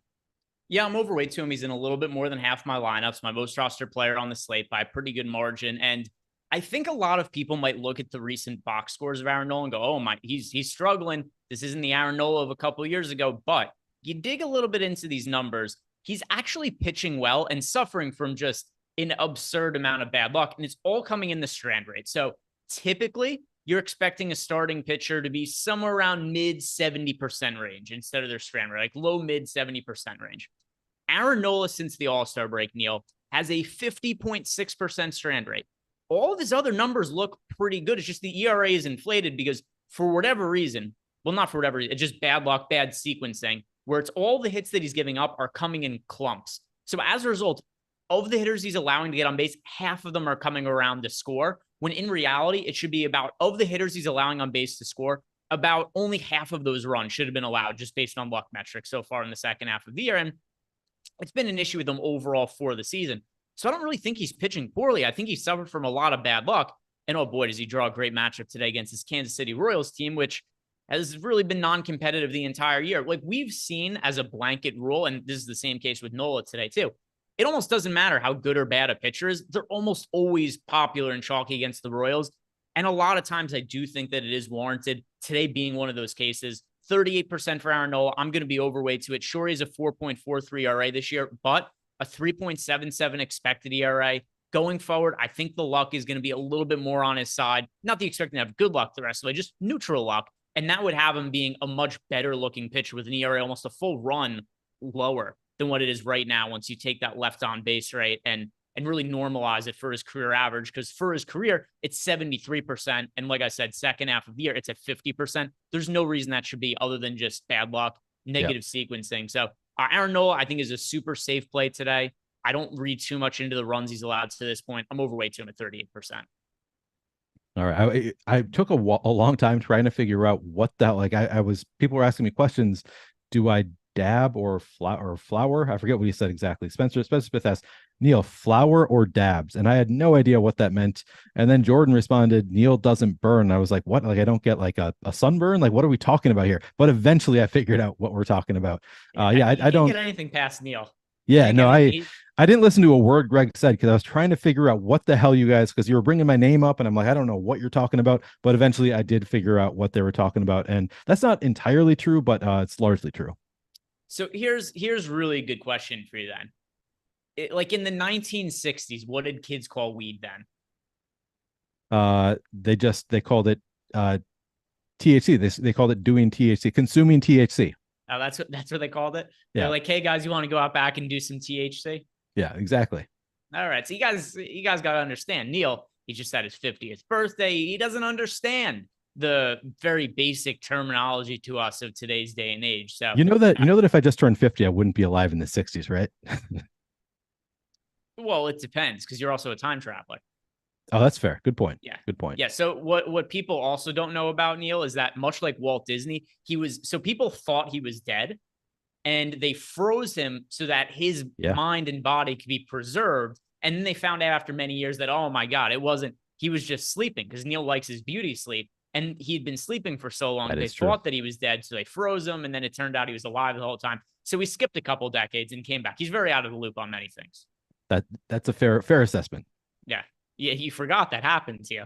It's pretty completely crazy. Forgot somehow. Yeah, it's one of the more interesting things about Neil, and he totally forgot that happened to him. Slips of mind. So we've got Aaron Nola, like I said, project for a bunch of ownership, Reed Detmers as well. But then everybody else is fairly contrarian. You got Luis Castillo at 20%. Nobody else coming above that number. So if you're looking to pivot off of Aaron Nola on the high end with anybody else, what is the pivot option for you? Yeah, I mean, Luis Castillo is the pretty clear first pivot option. He's only $200 more expensive. He's coming in at 21% ownership relative to 38% for Aaron Nola. Does have lower odds of being a top two pitcher at 17% chance of being a top two pitcher to Nola's 21%. So a little bit lower odds, but coming in at just over half the ownership of Nola. I like Luis Castillo quite a bit against the Angels. Do we have that lineup yet? I'm curious. I mean, I know Ohtani stayed in the game, so I would assume that he's going to be in the lineup tonight. But regardless, it's not the best Angels lineup. So yeah, I like Castillo quite a bit as a pivot off of Nola. Ohtani is in the lineup. He is batting second, and pretty convenient that lineup came out early because, like you, I was kind of curious early in the day. Boy, is Ohtani not going to be in the lineup? Because if he was out, boy, it would be really hard to get away from Luis Castillo at 20% ownership. I'm a little bit more in line with the field on him. And if I'm looking to pivot off of Nola, I'm actually not going to be going popular. I'll just be going to other cheap options. There aren't really a whole lot of expensive guys I get much of outside of Nola. Like I said, some exposure to Luis Castillo, but nothing really crazy. But where I do have some guys I'm taking a shot on is when we go really cheap towards the bottom end of the pricing. Some guys I'm mixing and maxing in, a lot of them that I feel terrible about. But I think I can make a case for there being upside in some of those guys. So we'll be talking more about them in a second. But before we get there in the mid-range, we've got Reed Detmers projected for 30% ownership going up against the Seattle Mariners. And he's going to be pitching on the other side of Luis Castillo. For my money, he's just underpriced on DraftKings, $8,200. Reed Detmers went into last year as one of the top pitching prospects in baseball. Got off to a little bit of a slow start, at least as far as strikeouts went. He was getting by with some good luck. And then what ends up happening, he gets sent down to the minor leagues, makes one minor league start. And in that one start, I think off the top of my head, he struck out like 13 or 14 hitters in 6 innings. He gets called up, and then he was just a strikeout guy the rest of the year and the start of this year. So whatever it is that he figured out in that one start in the minor leagues, it's carried over for the last year now. So you got him in this good matchup against the Seattle Mariners. Another guy, 30% owned. He's really popular. I understand why. I think the ownership is perfectly warranted. I'm on the chalk pitchers today. I'm on both Aaron Nola and Reed Detmers. Are you also on Reed Detmers? He's hitting my max of 30% ownership. I'm totally happy to be. So I'm right at the field. I think the field is projected for exactly 30% ownership as well. Yeah. The field's at 30%. I'm at 30%. Looks great. Fine matchup with Seattle. The price is right. Not much to dislike about it. He is coming in a little bit like there's some negative leverage on Reed Detmer, 16% chance of being a top two pitcher. But again, I'm usually okay with a little bit of negative leverage with my pitchers as long as they still have good top two pitcher odds. And Reed Detmers is third on the board in that sense. Yeah. So Reed Detmers in the mid range. I mean, by far to me, the number one guy to roster. But there are some interesting pivots that I think we could start talking about. And this is where I mentioned before, Neil, that there are some cheaper guys that aren't, that not like total punts, but guys in this kind of mid-range that I think are worth pivoting to if you want to get off Reed Detmers or if you want to go a little bit cheaper to get off of Aaron Nola. I think that Hunter Brown is a pretty good option going up against this Yankees offense, so there's a lot of strikeouts to be had. Logan Allen at $7,900. He's a young pitcher who's considered one of the top young arms in baseball. And then we've got Yu Darvish against the Los Angeles Dodgers. Yu has pitched really good in the second half of the season. He's shown a lot of upside. You obviously hate the matchup against the Dodgers, but still, I think Hunter Brown, Logan Allen, Yu Darvish are all pitchers with modest ownership, 16% for Brown, 16% for Logan Allen, 14% for Yu Darvish. I think all of those are fairly interesting options.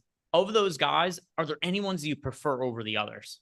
I'm getting to a whole lot of Yu Darvish. I think part of the beauty of using an optimizer or a lineup generator or a Sims tool, all of this is Yu Darvish is not a name that you want to click, right? So like if I'm hand building, I'm probably not like going straight to Yu Darvish, but he is one of the best pitchers on the board. He does have a really good chance of being the top pitcher or one of the top pitchers on the slate, despite the tough matchup. I like playing Yu Darvish in obviously a tough spot here, but he has a 13% chance of being a top 2 pitcher. He's only 8,300. He's hitting my cap, 30% Yu Darvish in my lineups right now, and I'm happy with that. It feels gross. It could obviously go south, but I'm right there. Hunter Brown, I actually have 29% as well, and then I've just got 15% Logan Allen right now. It's interesting because I think Logan Allen has the best matchup of the bunch against the White Sox, and he's the cheapest, but probably the worst of the 3 pitchers also. So I guess it makes sense from that standpoint. But yeah, I'm getting to a good amount of all of them. I'm just under the field on Logan Allen, basically right there, overweight to the field on both Hunter Brown and Yu Darvish, which is kind of the natural consequence of me setting an exposure cap, getting underweight to Aaron Nola. The lineup generator Fantasy Cruncher is still going to want to give me highly projected pitchers, and these guys are great point per dollar options. So I'm getting overweight to the field on both Detmers and Hunter Brown. Hunter Brown and Yu Darvish. And Detmers, I'm right with the field. So for me, it is Logan Allen, 1 of these pitchers. It's going to be Yu Darvish, 2, Hunter Brown, 3. But Logan Allen, I feel like he's getting a little bit slept on in a matchup that should be a positive one against the Chicago White Sox. And maybe he's fatiguing a little bit in the later stages of the season, but I've been pretty impressed with some of the strikeout stuff that we've seen from Logan Allen this year. So he's the pitcher that I do think, all things being considered, the ownership's about the same for all 3, but he's slightly cheaper than the other 2. And then also easiest matchup against the Chicago White Sox. Really quickly, because we just talked about most of the spend up options for DraftKings purposes. So let's bounce over to FanDuel and talk about the top pitchers there. And we'll talk about the punt plays over on DraftKings. I don't really think there's too many punts that we have to talk about for FanDuel purposes.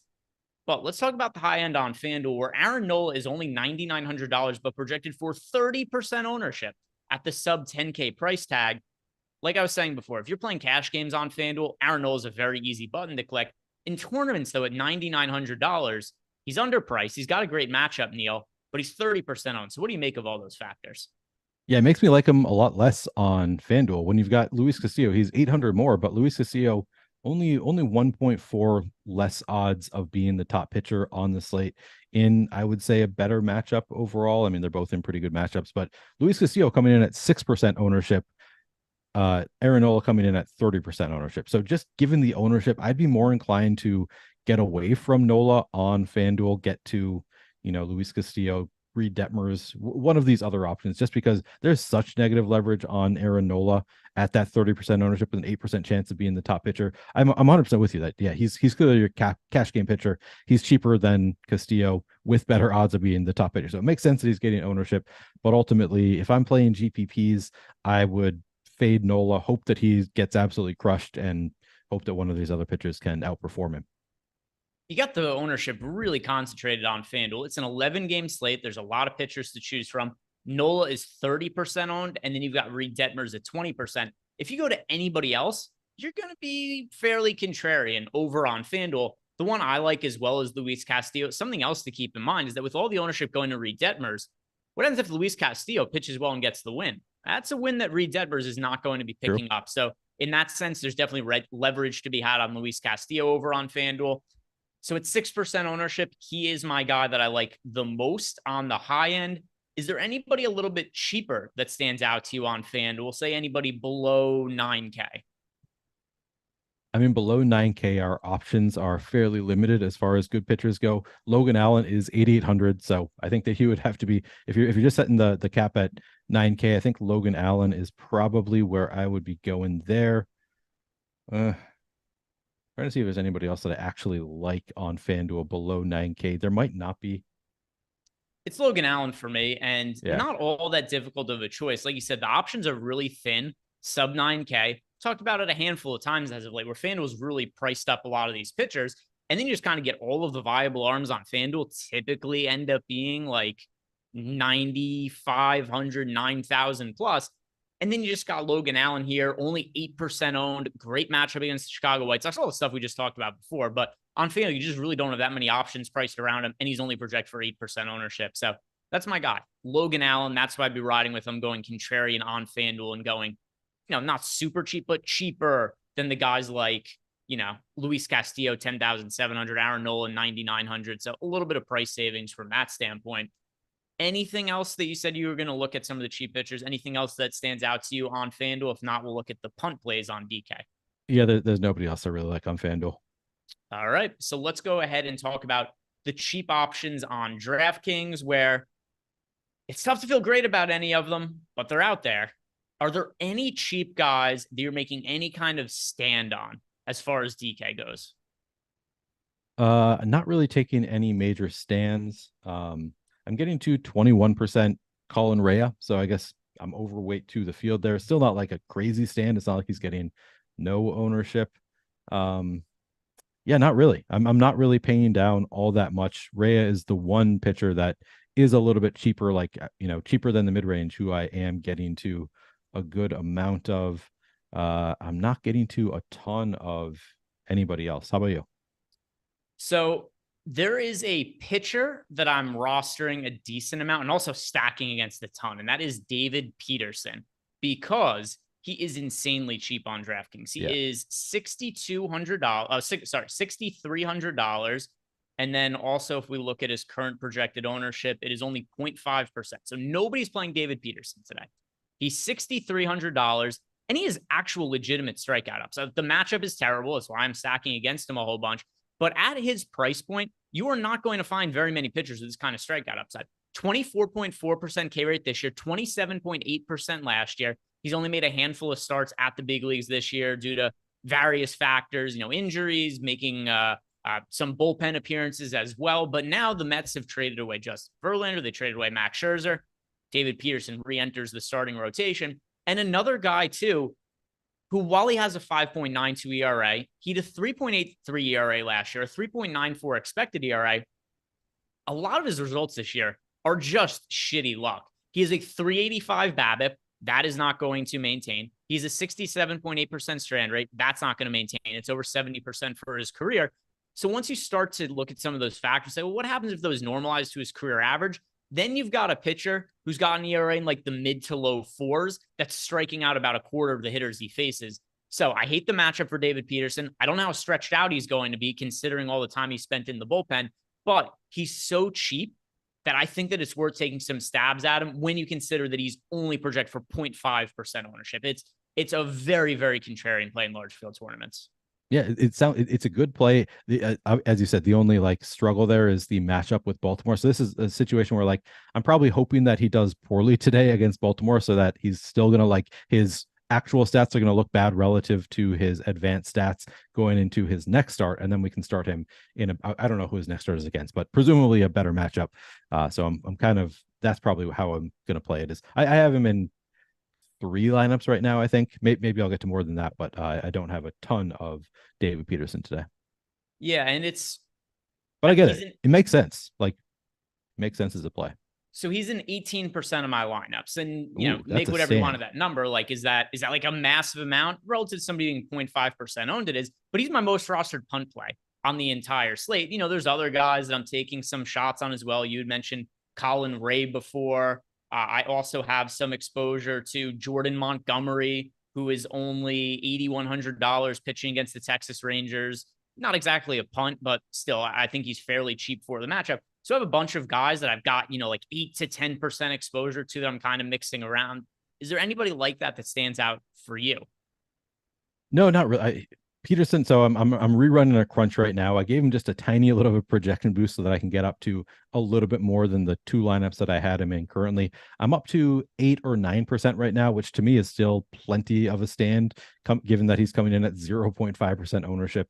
There's nobody that I'm like, I typically don't adjust projections in MLB DFS. Sometimes I will with pitchers when I think, okay, maybe I want to get a little bit more than what I'm getting naturally. So I'm giving Peterson a little bit of a boost. There's no other pitchers on the cheap end that I'm getting to a bunch of outside of, as I said, Colin Rea. I'm getting to a decent amount. Not really anybody else who is cheap that I'm getting to. Alek Manoa is kind of interesting, but it doesn't project very well for us. So I don't think I'm going to try and force that in there. As far as cheap guys go, yeah, there's nobody else that I'm really getting to in any significant amount.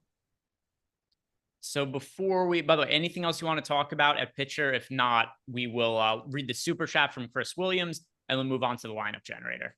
What do you think of Merrill Kelly? Like, I'm a little bit interested in playing Merrill Kelly against my Twins, just because he's only getting 9% ownership. He's the only other pitcher that I actually gave a little bit of a boost to today. Hate to do it against my Twins, but 10% projected ownership, 11% chance of being a top 2 pitcher. No Buxton in the lineup today, which, maybe makes it harder to get strikeouts, but obviously helps his chances of lasting in the game. I think that there's a case to be made for Merrill Kelly at fairly low ownership. I have I'm almost exactly even with the field. I have an 8% of my lineups right now. Okay. I mean, I think that he's generally fine, but kind of the inverse of what I was talking about with a lot of these other pitchers I'm rostering where they've had bad luck. He's had a lot of good luck this year that I think should go the other way in the second half of the season. So while he has a 3.23 ERA, he's a 4.31 expected ERA. His BABIP is 267. That's really the big thing that you'd be looking at. You'd expect some regression from. He's pitching on the road in Minnesota. The Twins offense is, fairly terrible, but I do view Merrill Kelly as being a little bit overpriced at $8,800 when his fair talent level as a pitcher is a guy who should have an ERA in like the mid 4s. And it's just lower due to an unsustainable BABIP. So I think he's fine. I just don't have like a real strong stance. I'm right around even with the field on. I think the ownership is appropriate. Okay, yeah, that's fair. And I'm getting to. I was only getting 4%, so I gave him a little bit of boost. Now I'm getting to 14%. Did you see? We were just tweeted at, I guess 20 minutes ago now by Paul Hall, and I appreciated this because it looks like I made the Stochastic Hall of Fame runner-up in the $1.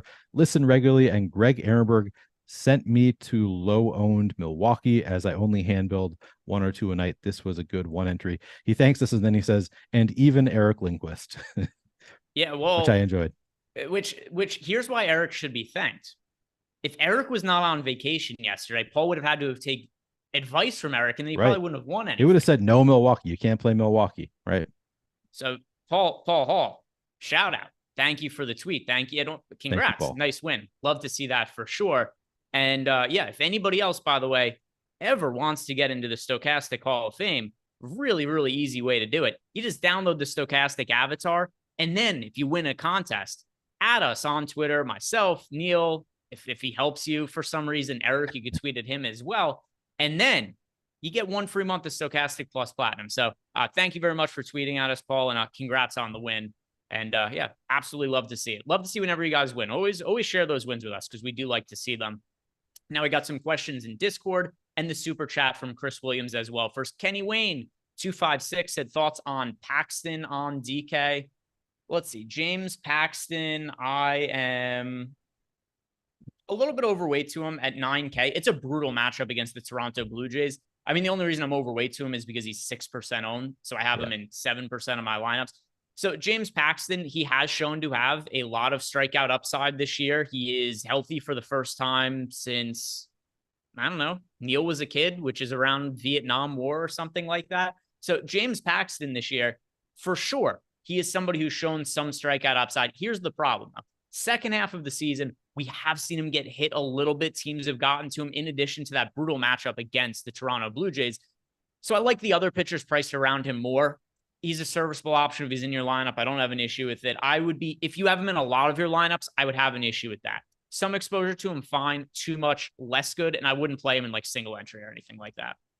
Yeah, he looks good in the top pitches too. A little bit of positive leverage on Paxton. I'm actually underweight to the field currently, but he's coming in at 6% ownership with an 11% chance of being a top 2 pitcher. So I definitely think that he is in play, but yeah, probably not like one of the first pitchers I'm going to. Yeah, and then we had Einstein ask, how do we feel about Montgomery tonight? So he was somebody who I'd mentioned before in terms of like those cheapish to mid-range pitchers that are low owned that I think are worth taking stabs on. Jordan Montgomery, $8,100, good matchup for him against the Miami Marlins, only 7% owned. Yeah, I like Montgomery at single-digit ownership. I think that he's somebody who, if you want to differentiate an otherwise chalky lineup, go to Montgomery. No issue with that at all. And then same, I don't mind him in single entry if you're playing like a chalky stack or something like that. Like if you're trying to stack against Luis Severino, people are asking about that in chat. It's going to be a popular thing a lot of people want to do. Yeah, some of those lineups you can go play Jordan Montgomery, and I have exposure to him. Do you? I can't remember if you'd mentioned him before. I don't think I have any exposure. I'm actually running a new crunch now, but I don't think I was getting to. Oh no, I have 8% Jordan Montgomery. Yeah, a little bit overweight then. I think that's a good place to be. Like right around like 10% ownership to Jordan Montgomery, pitching against the Marlins at home. I could definitely back that. It makes some sense. Yeah. The question that we have here from Chris Williams, our Apple friend in the super chats, is he wants to know, and also we got a tiers question from Jose Morales. So we'll run some tiers lineups and talk about that after we do Chris's question. Chris says, a quick thanks for everything. Welcome. And then also thank you. Oh, 2 thanks. Quick thanks. And then thank you both for helping me get better at MLB DFS. And then can you rank tonight's 2-game slate pitchers and batters? Also, hit the like button, people. Don't be a Muppet. I'm not saying that is part of Chris Williams' super chat. So he left a super chat and told people to hit the like button. He paid some money for it. You guys better listen to him.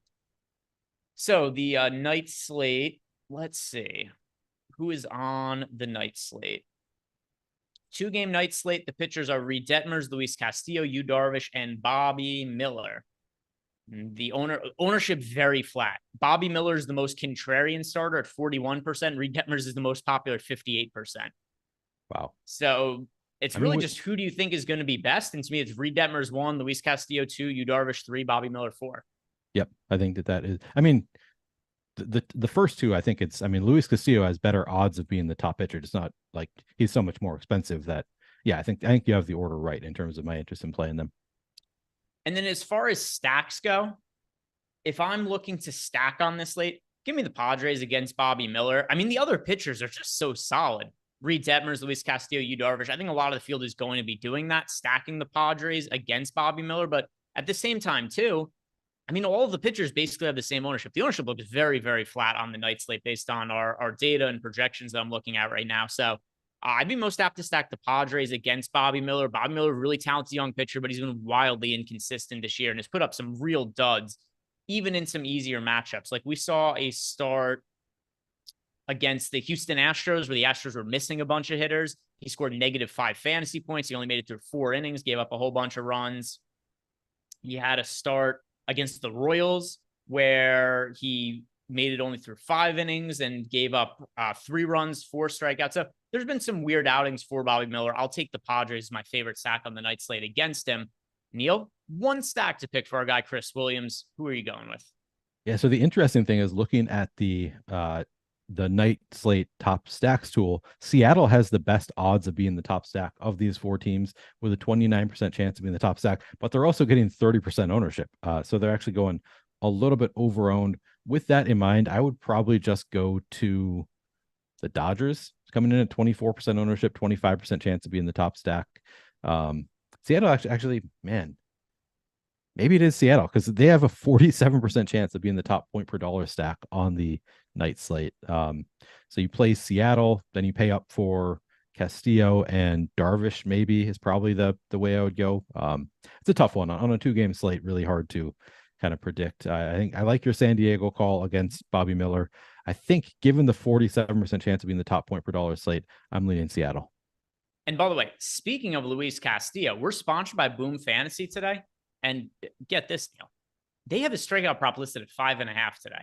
That seems like a pretty good prop to be taking advantage of. So if you guys haven't checked out Boom Fantasy, download the app using the link below. Sign up using the promo code Stochastic1. You get up to a $100 bonus on your first deposit. You also are going to get your first play over there refunded up to $100 if your first card should lose over at Boom Fantasy. but this is pretty safe. They've got a couple of players way priced down over there. Luis Castillo, over 5.5 strikeouts. James Paxton, over 4.5 strikeouts. Those are two props I like a whole bunch over at Boom Fantasy. So if you guys are not playing over there, you're missing out on a chance to really make some money, especially some of these times free money on some of these free squares where you see players like Mookie Betts under 999.5 homers over there at Boom Fantasy. So they do post some egregious lines over there. Take advantage of it. Sign up using the link below and then make a deposit using the promo code Stochastic1 for a deposit bonus.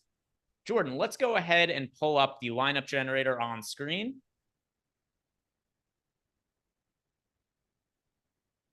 Oh, good point. I forgot about Jose's question. My bad.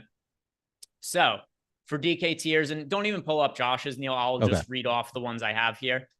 Tier 1, that is Shohei Ohtani for me, now that we have him confirmed in the starting lineup. Tier 2, Yordan Alvarez. Tier 3, Paul Goldschmidt. Tier 4, Bryce Harper. Tier 5, Rafael Devers. And Tier 6, Gunnar Henderson. So those are my favorite plays in each tier. Thank you very much for the super chat, Jose Morales. And then we got some questions in Discord and a super chat from Mr. Poolcam about stacks. We'll hit on those when we round up our favorite stacks after the lineups in the lineup generator. And let's pull that on screen right now because I want to see what it is that we're getting in the lineup generator.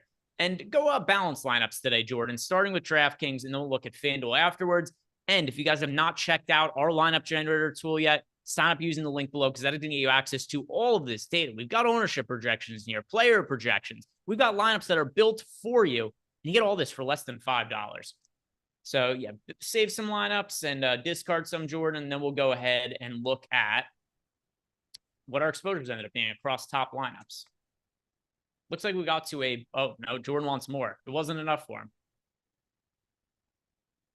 I don't understand this process of saving some and discarding some and then getting more without like looking at them at all. Like it's just randomized. You can just save the first 20. Are you questioning our very talented producer?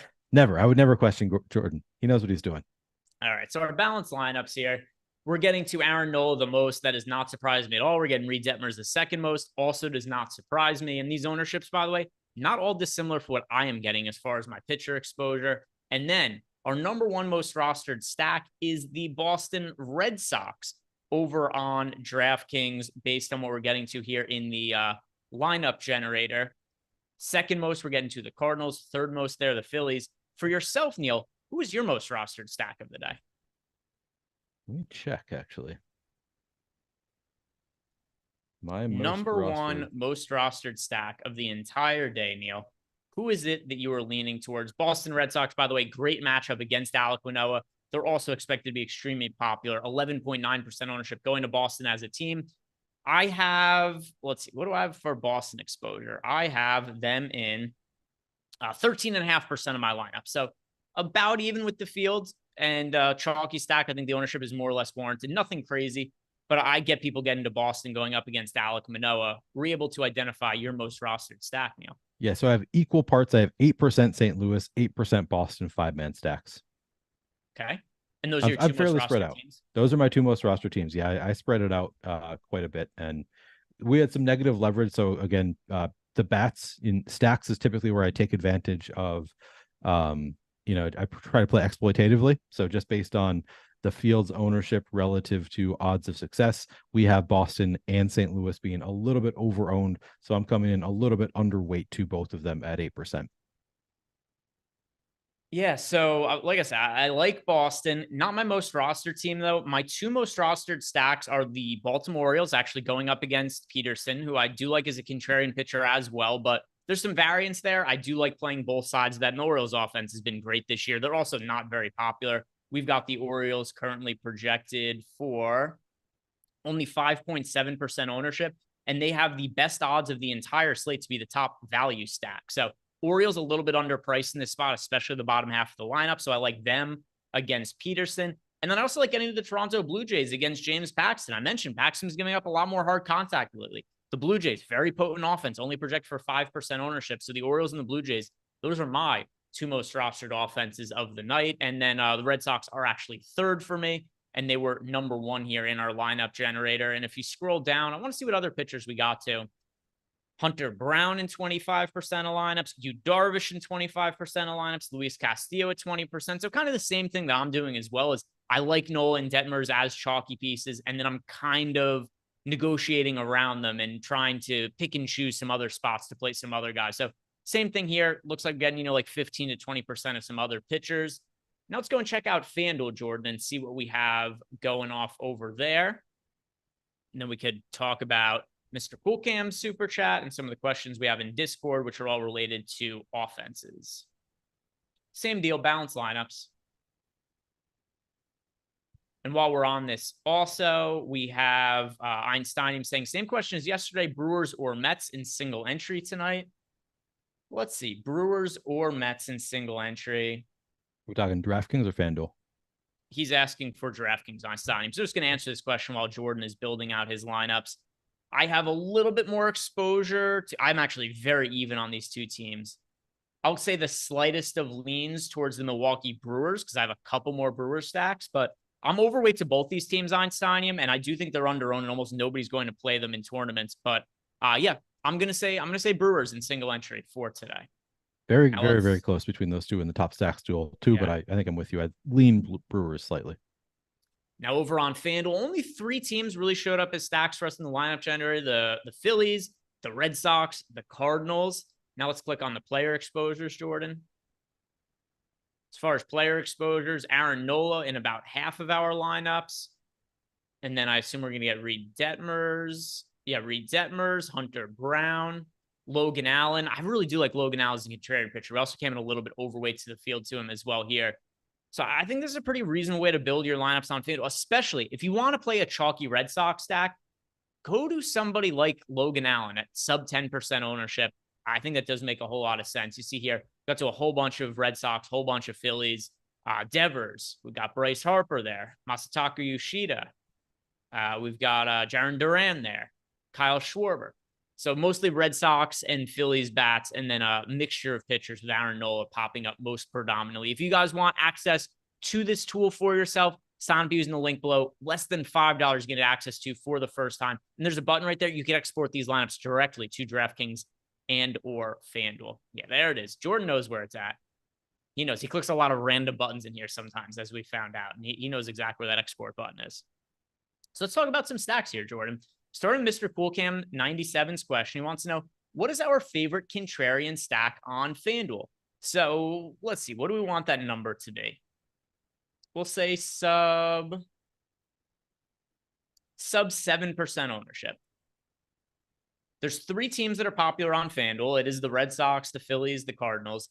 So if you're stacking a team that's sub 7% ownership, so Brewers and below, who would you be going towards on FanDuel, Neil? On FanDuel at below 7% ownership, who? Probably the Orioles against David Peterson. Coming in at 4% ownership, 7% chance to be in the top stack. They look really good in the top stacks tool.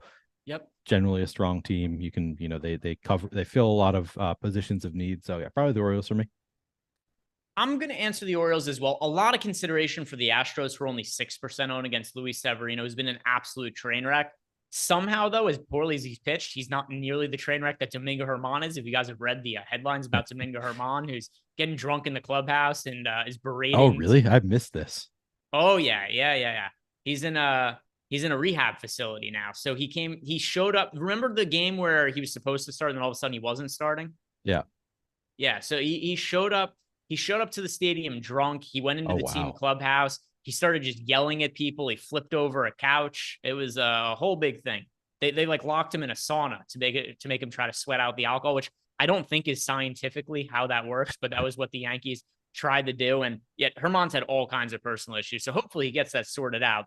But anyway, the only reason that Luis Severino is not the biggest train wreck on the Yankees is because Domingo Germán exists. And those are the 2 teams I'd consider lower ownership on FanDuel, Mr. Coolcam. I'll say Orioles 1, Astros 2, and you could also make 4-man stacks of both of them. They pair together pretty well. The Astros being more expensive, the Orioles being very cheap.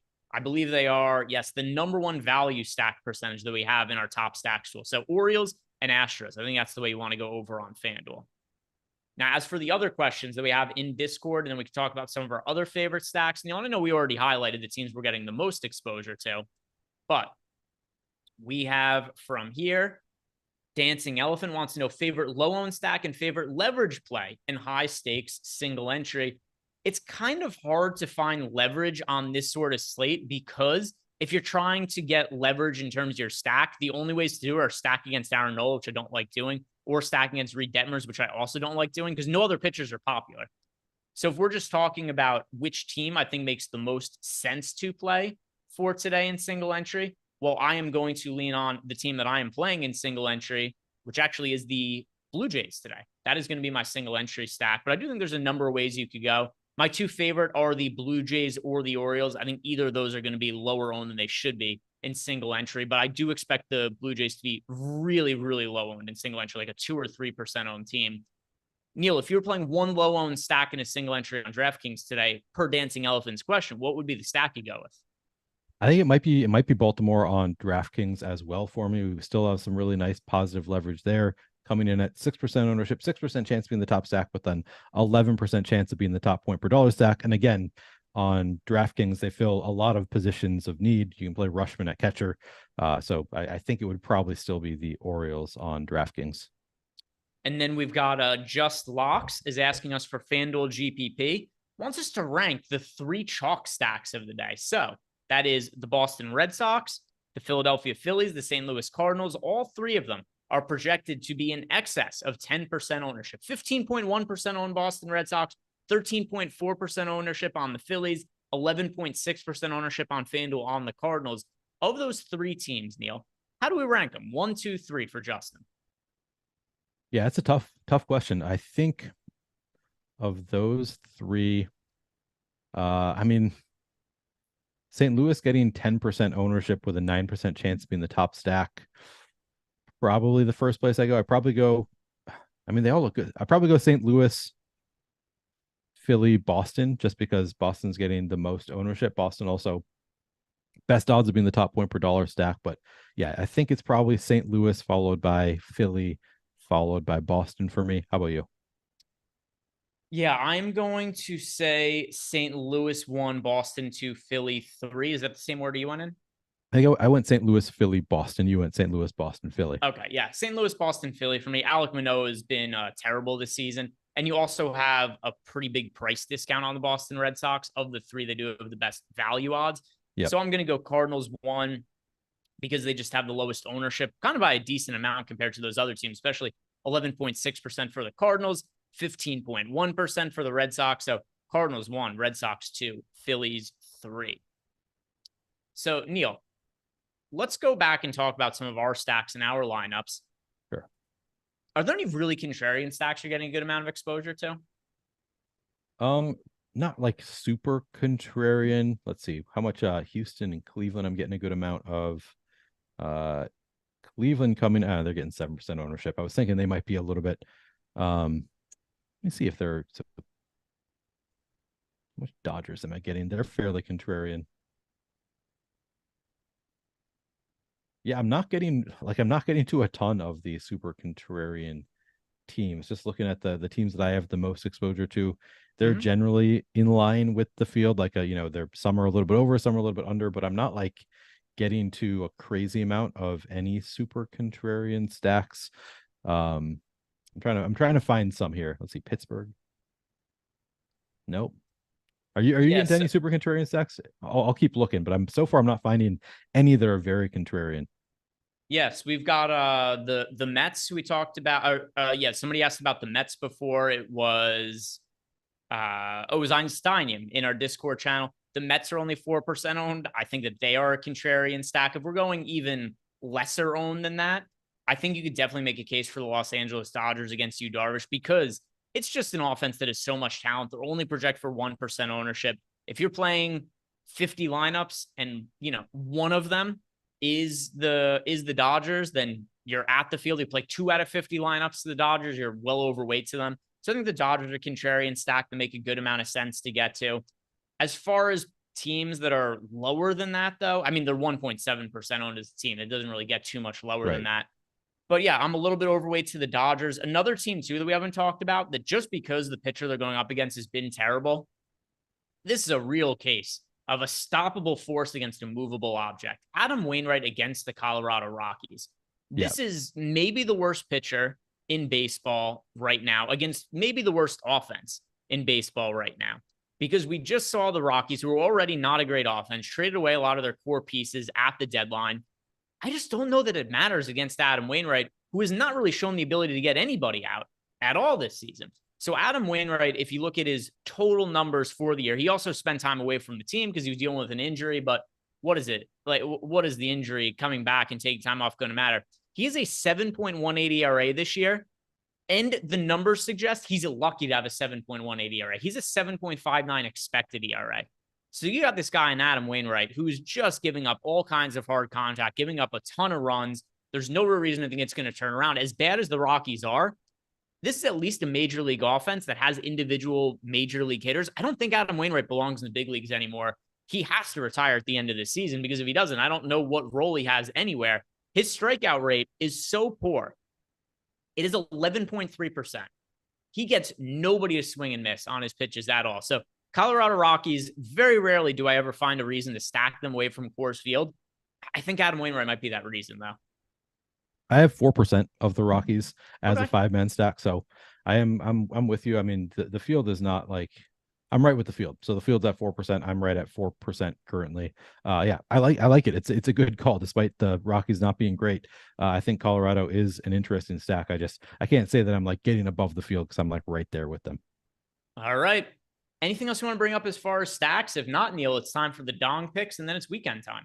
Oh, it's weekend time. Well, tomorrow I of course have the strategy show with Adam for his big send off. I think I'm on Adam's last show before he's gone for a couple months. Yeah, by his request, I'm sure.